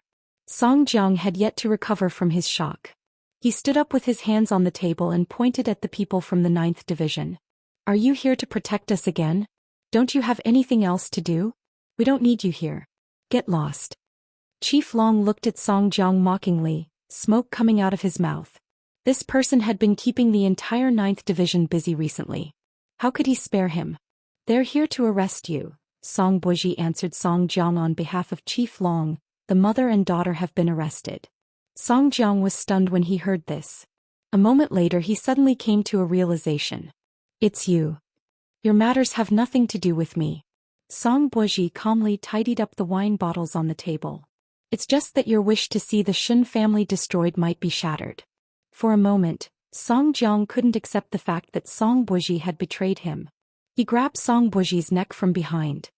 B*****, you're a B*****. How could I have such a son? How could I have a crippled son like you? And the relationship between you and Deputy Liang, the murder case you used Chongrong Electronics to create, and the dirty deals behind J City. I've handed the evidence to the police. Song Buji very calmly broke free from Song Jiang's shackles. I just want you to have a taste of being abandoned and betrayed. Don't you want to see the Shen family fall apart? Then I'll help the Shen family prove its innocence and help the Shen family prosper. I'll make you die, with a grievance. He was clearly one step away from success, but all of Song Jiang's plans had been ruined by his son. His grand blueprint, his ambition, and he even felt that he would be able to achieve great things with Deputy Liang in the future. However, all of this had been ruined by his good son today. Do you think you can run away if I'm arrested? I was coerced by you from the beginning to the end. Which of your matters did I touch? At most, I seduced the little CEO of the Liu family. However, I only knew about your plans but I didn't participate in them. Song Buji sneered. If that's the case, I still have merit for reporting you. Even if I'm at fault, it can be offset. You and your son should have said enough, right? After Chief Long finished smoking, he gestured for his subordinates to take action. Song Jiang, do you really think that no one knows about the shady deals you've done? The 9th Division has been keeping an eye on you for a long time. Sooner or later this day will come. There's no need to continue daydreaming about your meteoric rise. Take him away. When Song Jiang was taken away, he looked at Song Buji unwillingly. He still wanted to resist, but Chief Long kicked him in the abdomen. Stop your futile struggle. Let's go back to the police station now and have a good discussion about whether the grudge from 25 years ago was right or wrong. We'll give you justice now and see how evil the Shen family is. The subordinates took Song Jiang away while Chief Long stared at Song Buji's back and said, since you've chosen the right path, you'll be open and above board in the future. Otherwise, I'll capture your son after I capture your father. I won't see you out, Song Buji replied with a smile. It was impossible for him to live as his father because his greatest hatred in this life was towards Song Jiang. Very soon the news of Song Jiang's arrest spread. The mother and son also confessed all the facts. In fact, because of a grudge from more than 20 years ago, many cases were involved. It took almost a year. The second son of the Shen family was released home the next day. However, because of the damage to his reputation, he could no longer continue to be the mayor. However, the higher-ups had their own arrangements. When Huang Yu saw her husband return home, she felt that it was good that he was safe. Any compensation was not as important as a family reunion. At this moment, Shen Lin rushed home. After training in the army for such a long time, he had tanned and lost weight. However, he had matured and become more manly. Huang Yu was overjoyed to see her son. Why are you back? I knew that something had happened to Dad, so I took leave to come back. However, when I came back, I heard that the criminal had been arrested. Is Dad all right now? Shen Lin asked as he wrapped his arms around Huang Yu's shoulders. He's fine. Your father is fine. Huang Yu wiped her tears. Quickly go and see your grandfather. Your grandfather will be very happy to know that you're back. Don't worry, Mom. In the future, you and Dad don't have to worry about me anymore. I'll train well in the army and find you a very good and filial daughter-in-law. Huang Yu nodded happily. Hey, you're really sensible. The Shen family's scandal was cleared up by the police. According to the mother and daughter's confession, everything was because they were coerced. That was why they had set up a trap to frame Mayor Shen. All of a sudden, the dark clouds that had shrouded the Shen family's heads suddenly dispersed. Xianxia soon found out about Song Jiang's arrest, even though he had known about it last night. Today was the day he would bring Mu Qiqi and her daughter home. This way good things would come in pairs. When they came out of the hospital, Xianxia held his daughter in one hand and Mu Qiqi in the other. After they got into the car, he said to the little thing, Song Jiang has been arrested. Did the mother and daughter confess? Mu Qiqi guessed. It's not all because of the mother and daughter. Song Buji betrayed his father. Last night, in the middle of the night, he took the initiative to contact the people from the 9th Division and handed over concrete evidence. It said that Song Buji deliberately let the mother and daughter out so that the police could arrest them. Xianxia answered as he hugged his daughter. In that case, he did a good deed and got rid of a scourge for the people? Mu Qiqi couldn't understand Song Buji. He was so annoying when he destroyed Xianxian and Lin Mu. Now he had personally pushed his father into prison? How magical. To be specific, he did it to take revenge on Song Jiang for what he did to him in the hospital. There's no need to say it. I understand. In short, it's a dog-eat-dog situation, right? Mu Qiqi snorted. I don't care what happens to the Song family. I only know that without Song Jiang in the future, the air in Jianchuan will become fresh. My only hope is that Song Buji won't become like Song Jiang. The two of them looked similar, but when she thought about it carefully, there were many differences between the two of them. I just didn't expect that the one who gave Song Jiang the final fatal blow would be his son. Fortunately, we can go home now. By the way, what's my daughter's name? Mu Qiqi still didn't know her daughter's name because no one had informed her. Xingqingwan. All right. It's obvious that she's the type that the old man likes. It doesn't matter. Wanwan is pretty good too. Mu Qiqi didn't like this dignified socialite name. She hoped that this child could be as lively and cheerful as her. Xianxia knew that she wouldn't like it, so he kissed her head and said, If you don't like it, can't you just call her Little Qi? Can you be so casual? She's Xingzhao's daughter. Mu Qiqi pointed at the baby in the swaddling clothes and asked with a bitter smile. Besides, didn't your grandfather give her a nickname? What's her name? And Mu Qiqi was speechless. After a moment of silence, Mu Qiqi suddenly touched her nose and said, Then let's call her Little Qi. However, we can only call her that in private. Otherwise, that old man will be angry. Xianxia was quite satisfied with his wife and daughter. So, on the first day of Song Jiang's arrest, he brought the mother and daughter home. In the interrogation room of the 9th Division, there was a musty smell. Song Jiang knew that this was not an ordinary police station. Chief Long entered the interrogation room with the file. He looked at Song Jiang and sat down in front of the interrogation table. Song Jiang, did you know that on the night Xin Mei came in she spat out all the secrets in her stomach? I heard. Song Jiang snorted coldly. So how long do you plan to hold on? Let me make it clear first. Your son has already explained everything that needs to be explained. Your dens in J City and your 2 assistants have also been arrested. We are also doing our best to arrest the murderers of Bai Sini's suicide cases. Of course, your good friend Deputy Liang has also been taken away. Do you have anything else to add? Chief Long asked with narrowed eyes. Since you already know, what else is there to ask? Song Jiang asked sarcastically. Song Jiang, you probably don't know where you've come in. Chief Long shouted sternly. Let me tell you, as long as the 9th Division wants to, I can make you beg for death. I know you've been brooding over the case from more than 20 years ago, but let me tell you, Song Jiang, not everyone in this world is like the Song family. They can betray their compatriots and their country for benefits. I don't think the Song family deserves to die. They should have died a long time ago. A family of sinners that have been through the ages still has the face to come back for revenge 20 years later. As lowly as an ant. After saying the last 4 words, Chief Long stood up. I get angry when I see you. You wasted so much of my time. Get someone else. The meaning behind his words was different. It all depended on how long Song Jiang could hold on. Interrogating Song Jiang would take time, but what was certain was that Song Jiang would no longer be able to come out and do evil. However, what Chief Long did not expect was that old Master Shen would use his connections to look for him, hoping to meet Song Jiang. From the standpoint of the Shen family, it was true that Song Jiang had made Jianchuan a mess just to settle the score with the Shen family. The Shen family was naturally aggrieved.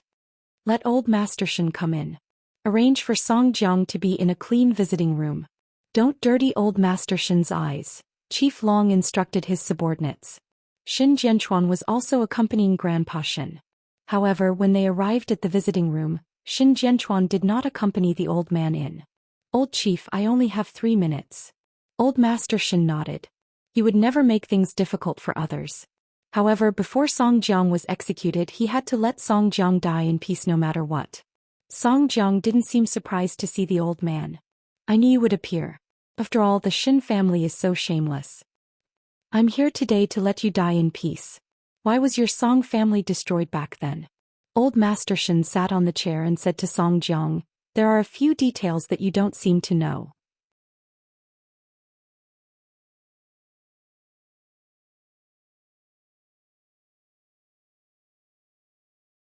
Chapter 985. I'm about to die, yet you're still willing to come. I know you want to tell me that everyone in the Song family deserves to die. The Shen family thinks that they're righteous. Song Jiang closed his eyes and placed his hands on his legs. I only remember crawling out from beside my father's and brother's corpses. I don't want to know anything else. My duty is only to protect the country, so I don't regret executing the Song family at all. However, I have to tell you 2 things. First, your father and brother had a batch of gold in their hands. At that time, because of the uneven distribution of the loot, they even quarreled. Second, before your father died, he begged me to kill you and let your brother go. You must know better than me why your father treated you like this. It's just that you chose to deceive yourself. You claim to have done something amazing for the sake of hatred and revenge, but you just want to prove yourself. Compared to your brother, you won't lose to him. Do you really hate the Shen family? Isn't your father the one you hate more? Song Jiang listened calmly with his eyes closed, as if what old Master Shen said was nonsense. However, the soft flesh deep in his heart was pinched in someone's hand. Song Jiang felt as if his heart had suddenly been torn open by someone. The winner takes all. You can say whatever you want now. Song Jiang shrugged. You should be very happy that I was defeated by my own son. You can destroy me without any effort. But let me tell you, old man Shen, I'm not dead yet. Even if I die, I won't let the Shen family off. Your father doesn't care about you. He left all the good things to your brother and gave the woman you like to your brother. You're indignant and unwilling. Why do all the good things belong to your brother? So, on the surface you're avenging your family, but in fact you're indifferent to family love. You don't trust anyone. You even used your daughter and treated your son as a tool because you didn't get your father's true love since you were young. Shut up. Song Jiang couldn't take it anymore and shouted. Why doesn't your father like you? If it were me, I wouldn't like you either. Some people are born to be unable to do great things. Look at you now. Aren't you here? Old Master Shen ignored Song Jiang's emotions and continued to provoke him. And most importantly, you're going to die. You think you can bring honor to your ancestors and hold your head high in front of your father in the future, but you still can't escape the fate of being executed. I told you to shut up, you old thing. Song Jiang was completely enraged. He stood up from the chair, but he couldn't reach old Master Shen. If I were you, I wouldn't even want to be a ghost. After all, if I go down and see people, I'll be embarrassed. After saying that, Grandpa Shen put on his hood and left the visiting room.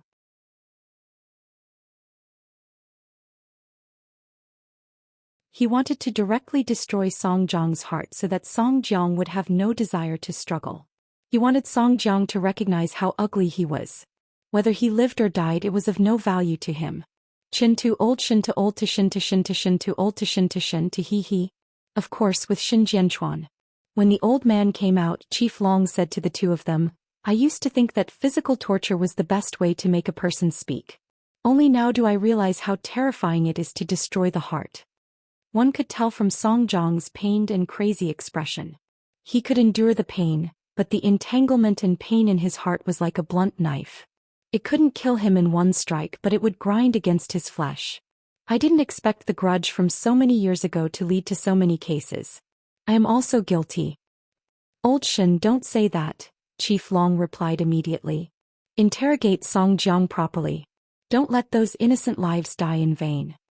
With that, old Master Shen and Xin Jianchuan left the 9th Division together. The sky outside was gloomy and cold. Grandpa Shen looked up at the sky and suddenly felt a little helpless. Dad, let's go home. Our family is reunited. Grandpa Xian nodded. Soon, the father and son disappeared from the entrance of the 9th Division. According to Tang Yan, that night Song Jiang confessed everything, including how he pretended to commit suicide and created the murders of those girls. In fact, he was using Chongrong to recruit young girls. Then, in order to rope in power, he gave those young and beautiful girls to powerful people as gifts. When those girls were out of control, or rather they were tired of being played with by the other party, a suicide case could cover up everything. Although Tang Yan and the others had long known that this would be the result, they still found it unbelievable when they heard Song Jiang say it. Human lives were toys and weapons in his hands. Even Song Buji and Song Qiaoji couldn't escape misfortune. After that, he also confessed to a few cases he had committed abroad, such as forcing Song Qiaoji's fiancée to death. All in all, the 9 rounds that night were quite fruitful. Old Qing heard the news from Tang Yan at the branch office. He had gotten his revenge, but he didn't feel happy at all. This was because there were at least 10 lives in Song Jiang's hands. How many families were there? As police officers, they guarded the lights of thousands of families, but someone like Song Jiang could easily destroy so many reunions. This kind of person should be shot 10 times. The court knows how to sentence him, Tang Yan replied. Where's Song Buji? I don't believe he's innocent. Of course, Song Buji wasn't innocent, but when he went to the 9th Division to make an exchange with Chief Long, he had made the conditions clear.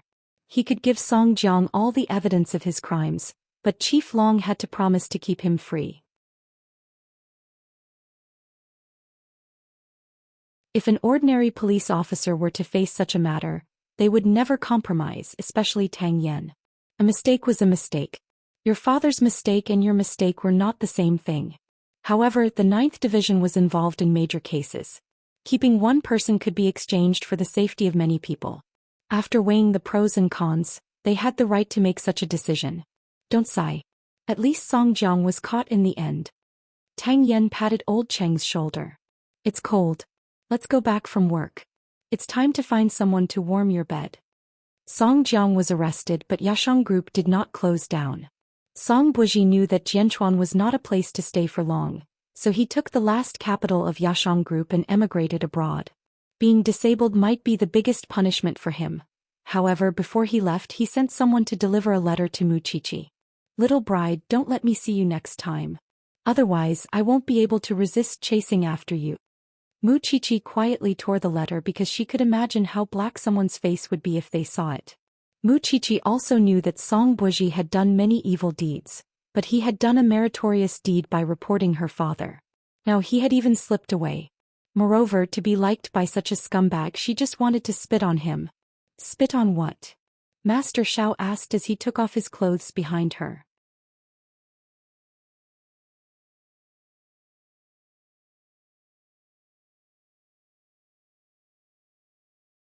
Chapter 986. There's something in my mouth. Mu Qiqi quickly played dumb. Let me see. With that, Xianxia turned Mu Qiqi's head around and kissed her. When Mu Qiqi couldn't breathe, he said, "There's something." Xiao, what were you looking at just now? Do you think I didn't see it? Xianxia was jealous. He hooked his arm around Mu Qiqi's neck and snorted. You only belong to me. Don't even think about it. Mu Qiqi rolled her eyes and expressed helplessness at Xianxia's possessiveness. Speaking of which, we're not legally husband and wife yet. If it weren't for the fact that she was still in confinement, Xianxia would have slapped her little butt. Can you repeat what you just said to me? Mu Qiqi did not have the guts. She shrunk her neck and used breastfeeding as an excuse to leave Xianxia's sight. The two of them had been registered abroad for a long time, but the domestic law had yet to recognize them. Mu Qiqi's birthday was around the corner. Could it be that he, Xianxia, couldn't change the marriage certificate even if he wanted to? Since she had already given birth to her daughter, she could forget about escaping. From that day onwards, Mu Qiqi felt that Xianxia had been mysterious all day. Although he had helped her coax her daughter and carry the child as usual after he returned from Zhongting, she still felt that something was wrong. For this reason, she specially went to ask Mama Xing after little Qi fell asleep. However, Mama Xing said that she did not feel that there was anything different about Xianxia and told Mu Qiqi not to think too much. Mu Qiqi finally endured it until Xianxia returned home. When she saw him carrying his daughter the moment he entered the door, Mu Qiqi suddenly exploded. I knew it. Now that you've entered the door, the first person you look at isn't me. Xianxia said coldly, we're not legally husband and wife. Why should I carry you? Mu Qiqi was speechless. I was just joking with you. Did you have to be angry for half a month? Mu Qiqi suddenly felt very wronged. I'm not busy being angry. I'm just busy making our marriage a reality. With that, Xianxia pointed at the marriage certificate on the bedside table with his chin. Mu Qiqi followed his gaze and was stunned. What's this? See for yourself. Mu Qiqi picked up the 2 red booklets and flipped open one of them. She was confused when she saw a silly photo of herself with Xianxia. This is... Little Qi wants to register, so Dad and I went to move your household registration out of the Mu family. We also changed your age by 1 year. Grandpa Xing went to the Civil Affairs Bureau and said that you're my wife now. So, I'm now Mrs. Xing, who is recognized and protected by the law? Mu Qiqi found it unbelievable. It turned out that it could be done this way. This man was as treacherous as ever. He always had an endless stream of ideas. In my heart, you have always been the protected Mrs. Sheng. It was rare to hear Xianxia say such sweet words. Mu Qiqi's face suddenly turned red. Come here. Mu Qiqi obediently returned to Xianxia and was held in his arms. Are you happy now? It feels weird, like I'm getting married for the second time. Mu Qiqi's words successfully angered Xianxia. A certain man's face darkened for another week. This was probably what it meant when they said that those who were favored had nothing to fear. Ever since her daughter was born, other than feeding her, Mu Qiqi had fifth aunt and Mama Xing to take care of her for the rest of the time. As her biological mother, she had very little time to hold her daughter, especially when breast milk could be stored. Fifth aunt would ask her to store enough for a day. Then she could lie in bed and rest well. It was the last few days of confinement.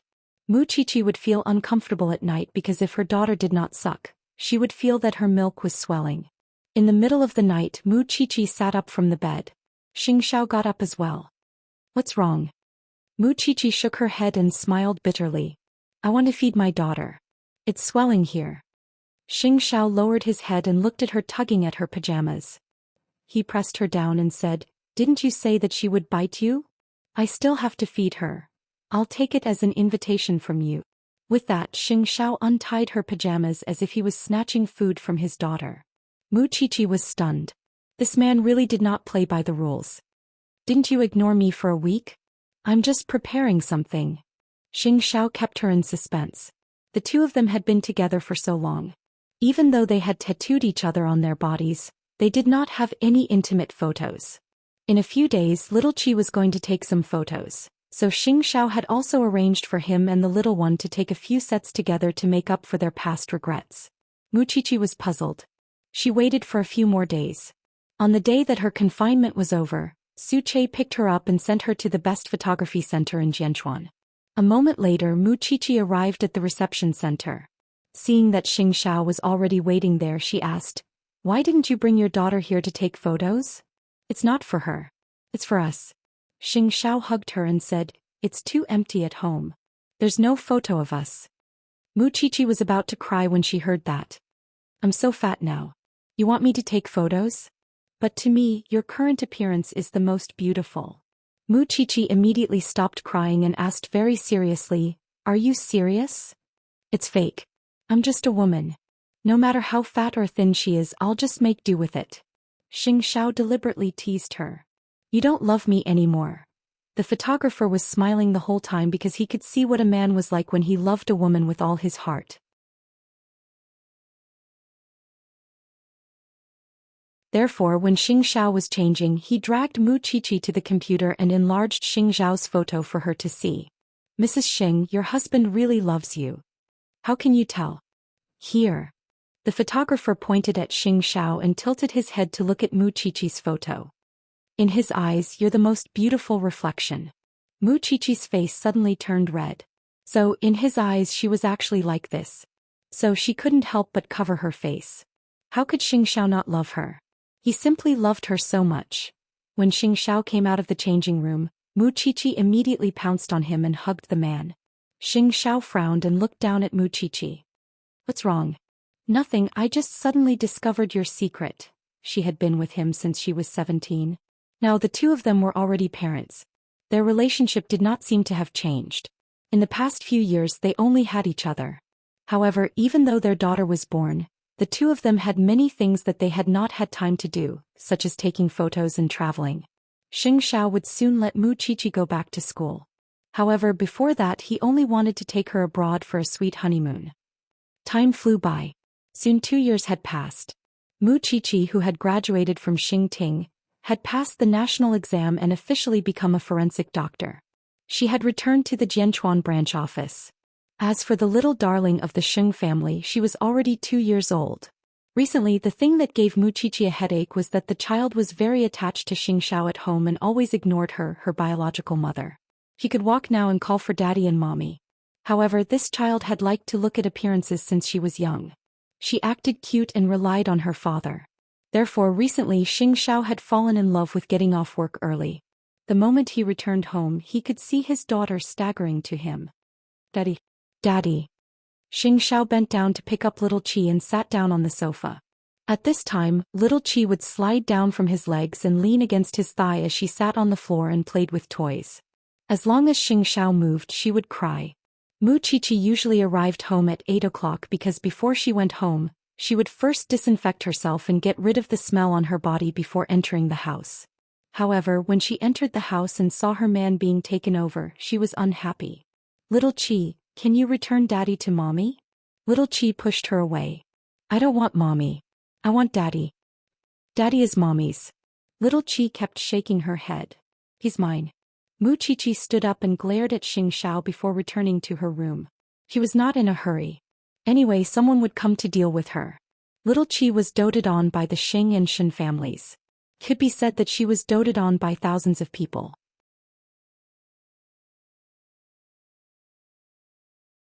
However, the person she was most afraid of was old Master Shen because he would poke her little face with his beard. In a while, Shen Jianchuan would come over and take little Qi over to stay for a few days. Xianxia enjoyed watching the mother and daughter fight for a man's favor.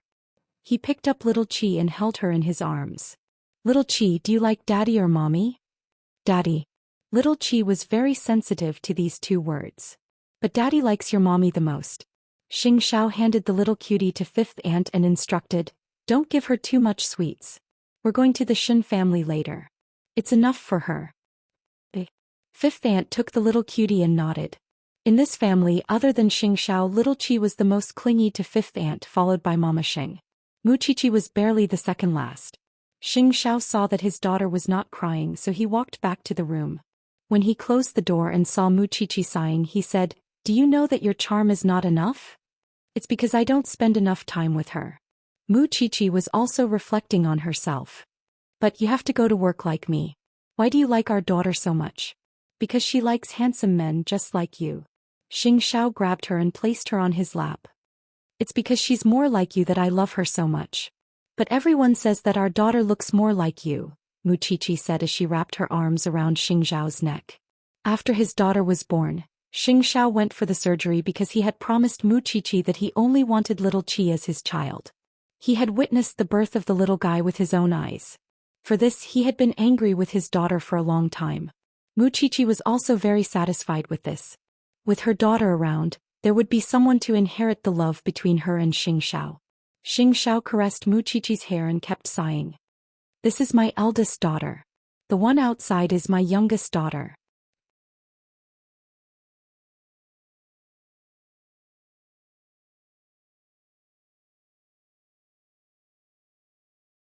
Chapter 987. You have such a heavy taste. Why are you sleeping with your daughter? Mu Qiqi snorted. Xianxia hooked her chin and whispered in her ear, could it be that someone has forgotten to call me daddy on a certain day in the past? Mu Qiqi broke free from his grasp and stood up from his embrace. The older you get, the more indecent you become. Xianxia pulled her back and pressed her down on the sofa. Little Qi isn't here tonight. No one will snatch me from you. Speaking of this, Mu Qiqi was filled with bitterness and tears. Little Qi was already 2 years old, but she was too clingy to her father, so she always slept between her and Xianxia at night. Although Xianxia always quietly carried her to the small bed in the middle of the night, with such a little thing in the middle, They no longer had the mood to do anything else. Who wants to snatch you from her? Master Xiao, get this straight. I'm not even 25 years old this year. I still have a lot of young men looking at me. Is that so? Xianxia leaned over and deliberately left a very clear kiss mark on her neck. I'm also very confused. Who in Jianchuan doesn't know that you're my woman? At this point Mu Qiqi felt even more bitter. Other than the group of stinky men at the branch office, Mu Qiqi had never come into contact with any other men. Everyone knew that she was labeled as this stinky man. You win. You're amazing. Can you? Mu Qiqi was obviously unhappy. Your daughter loves you the most and is the most clingy to you. Go and live with your daughter. But the one I love the most is you. Xianxia propped himself up and looked at Mu Qiqi. You're still complaining. Not long after you came out of confinement you applied to resume school. For the next 2 years, you were so busy every day. If I didn't understand you and let you take care of the child when you went home after work, what would you do? But little Qi really doesn't kiss me. I'll just kiss you. With that, Xingzhao's kiss landed on Mu Qiqi's lips. I'll let you kiss me all you want tonight. The couple had not been intimate for a long time, so they got entangled on the sofa. It was as if Xingzhao had completely turned into a hungry wolf. He went from the bedroom to the bathroom and from the bathroom back to the bed. He took Mu Qiqi over and over again, not giving her any time to rest. He had calculated that when his daughter went to the Shen family, he would ask her for the interest for the past 2 years. After he was done, Mu Qiqi looked out of the window and decided not to sleep anymore. It was almost dawn anyway. Thinking that she had to go to the police station for a drug test early in the morning, she propped herself up from the bed. Xingzhao put his arm around her waist and pulled her back to the bed. I've asked for leave for you. It's all your fault. You have no self-control. Mu Qiqi held her waist and felt that her legs were still trembling.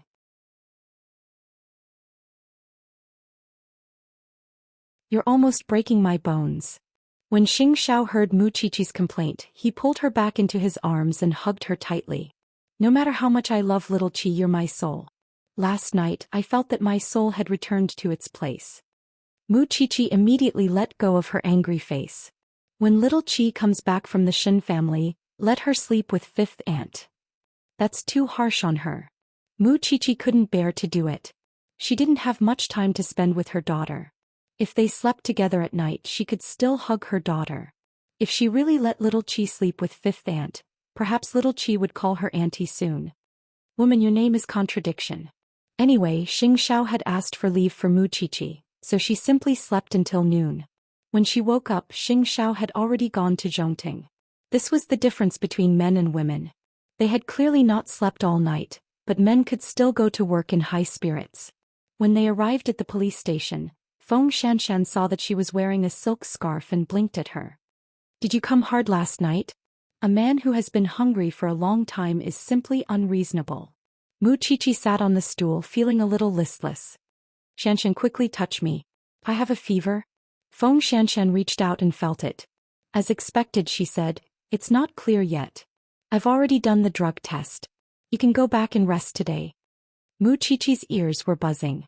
She couldn't hear what Feng Shanshan said at all before she fainted. Feng Shanshan was so scared that she quickly took out her phone and called Xingzhao. When Xingzhao heard that Mu Qiqi had fainted at the branch office, he immediately postponed the meeting and brought Mu Qiqi back to the banyan courtyard. The family doctor came over to take a look and said to Xingzhao, Xiao Xing, you have to control yourself during sex. Madam is fine, but you have to pay attention to rest. Mu Qiqi had actually woken up a long time ago, but when she heard the doctor's words, she only wanted to find a hole to hide in. Who would have a fever because of such a thing? Not long after, Xingzhao asked fifth aunt to send the doctor away. He returned to the bedroom and sat by the bed. He sighed. From tomorrow onwards, no matter how busy you are, you have to keep exercising. You're the one who should control yourself. Mu Qiqi said with a red face. You even embarrassed me in front of the doctor. Xingzhao hugged her in his arms and kissed her forehead. Don't do this next time. If you have a fever, I'll be the one feeling sorry for you. Mu Qiqi buried her head in Xingzhao's arms, unable to say anything at this moment. The two of them were still the same as before they got married. No matter how mature and steady Xingzhao had become in front of outsiders, the way he doted on Mu Qiqi was almost the same as before. Sometimes it was even more than before.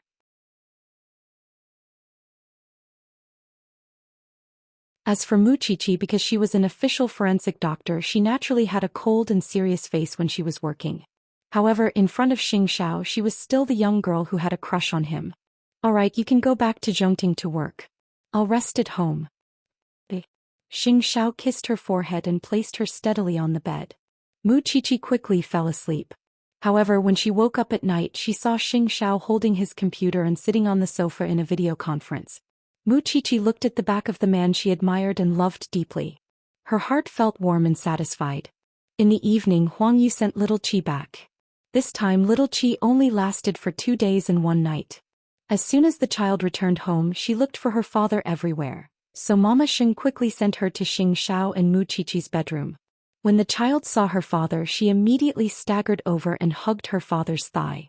Xianxia picked up his daughter and said to her, "Mommy is sick. Little Qi can't be noisy. Can you promise Daddy?" Little Qi looked at her father with her big eyes and nodded. "Little Qi, be good. Then if Mommy isn't feeling well, what should I do?" Little Qi turned her head and looked at Muchichi, who was lying on the bed. Then she slid down from Xingzhao's leg and ran to the bed. She wanted to climb onto the bed, but her legs were too short. When Xingzhao saw this, he helped her. However, little Qi climbed to Muchichi's side and rubbed her little head against Muchichi's neck. "Mommy." Muchichi immediately hugged the child and cried in satisfaction. "Good baby."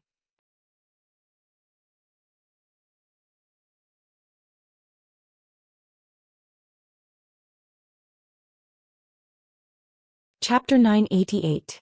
When little Qi was a little older, Xingzhao was much stricter with her.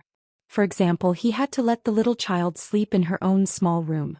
Also, he would not let little Qi act coquettishly on him anymore. The boundaries were established bit by bit. Little Qi knew that her father was not like before, where she could be hugged anytime and anywhere.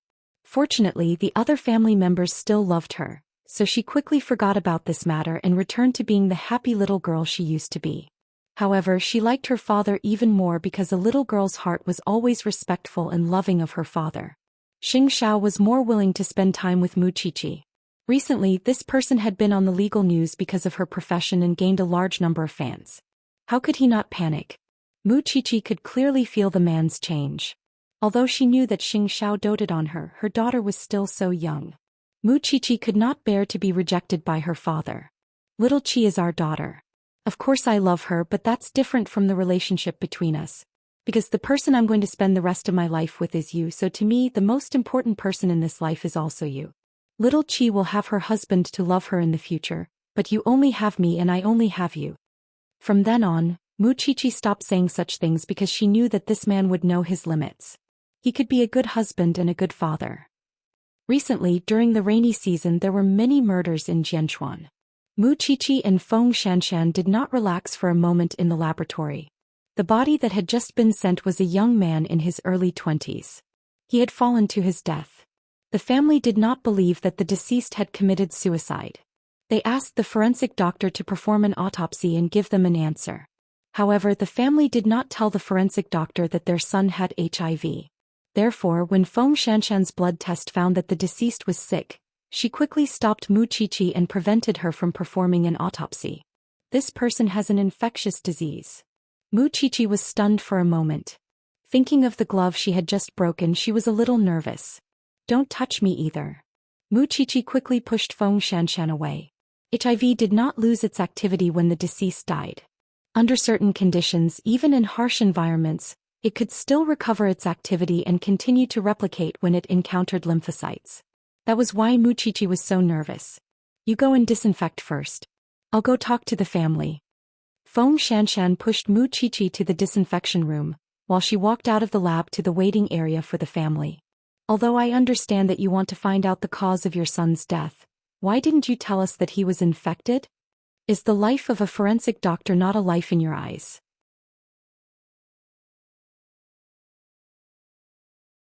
After the deceased's parents heard this, they were a little helpless. "We thought that since he was dead it wouldn't be contagious anymore. Do you think a forensic doctor's life is made of iron or steel?" Feng Xianshan rolled her eyes. When Tang Yan heard this, he walked out of the deputy director's office. He looked at Feng Xianshan and asked, "What happened?" "The deceased was just sent over." The blood was still warm, so we asked little Seven to do an autopsy. In the end we found AIDS. The couple didn't say anything. Let's go see Xiaoqi first. I'll handle this. Tang Yen patted her shoulder to suppress the anger in her heart. You better pray that there are no wounds on my colleague's hands. With that, Feng Xianxian returned to the lab and carefully examined Mu Qiqi's hands. It's a blessing in disguise, but there are children at home. Go home and disinfect them properly tonight. I'm not going home tonight. I've already called Master Xiao just now. I'll sleep in Zhongting's office for 2 days, Mu Qiqi said. What if there are any wounds that I didn't notice? The little girl likes to kiss me recently. I don't want to regret it. It's not that I'm saying this, but these people are really wicked. Feng Xianxian was dissatisfied. I'll take out the body first and deal with it before dissecting it. Mu Qiqi knew that Feng Xianxian was worried, so she smiled and shook her head. It's fine. Isn't there a special research studio under the CEO? Let him take you to do the examination and disinfection. Got it. Mu Qiqi nodded. In the evening, Xianxia personally drove to the branch office to pick Mu Qiqi up from work. After knowing about the AIDS, he immediately sent Mu Qiqi to the research lab under Zhongting. This research lab existed for Mu Qiqi. Most of the things that were developed were for Mu Qiqi's convenience. After that, Xianxia applied for the patent and put them into production. Don't touch me before the results are out. Xianxia did not care about her. The two of them were one, so there was nothing to avoid. There's nothing on your body that I can't touch. Xianxia held her hand and did not allow her to refute. He directly sent her to the laboratory. After 2 hours of examination and disinfection, the researchers sent Mu Qiqi back to Xianxiao's side. Qiuxing, don't worry. We've already thoroughly disinfected madam. Moreover, she won't be infected with the virus.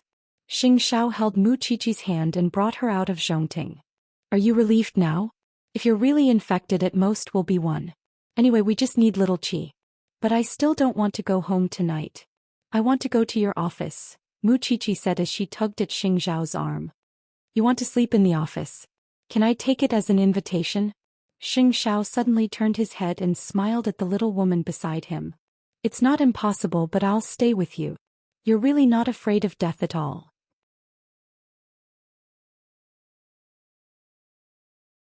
Mu Qiqi could not persuade him. The couple did not go home that night.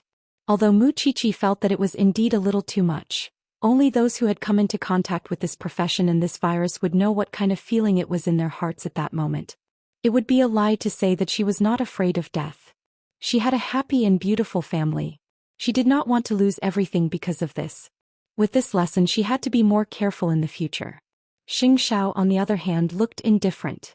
He looked as if he would go to heaven and hell together in life and death. Mu Qiqi was very helpless, but she also loved him very much. Because she knew that even if she was infected with an infectious disease and had an incurable disease, Xianxia would never give up on her.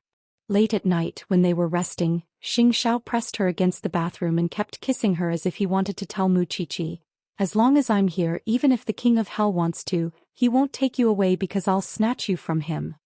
You're always so domineering, Mu Qiqi replied as she wrapped her arms around his neck. So, you have to accompany me until I'm 70 or 80. With that, Xianxia forcefully took Mu Qiqi and let her feel his presence in the misty bathroom. Don't let your imagination run wild anymore. Otherwise, I'll make sure you can't get out of bed tonight. You're tuning in to the Zhou Xian's Legacy YouTube channel. Don't forget to subscribe and join us on this journey to catch the most captivating stories.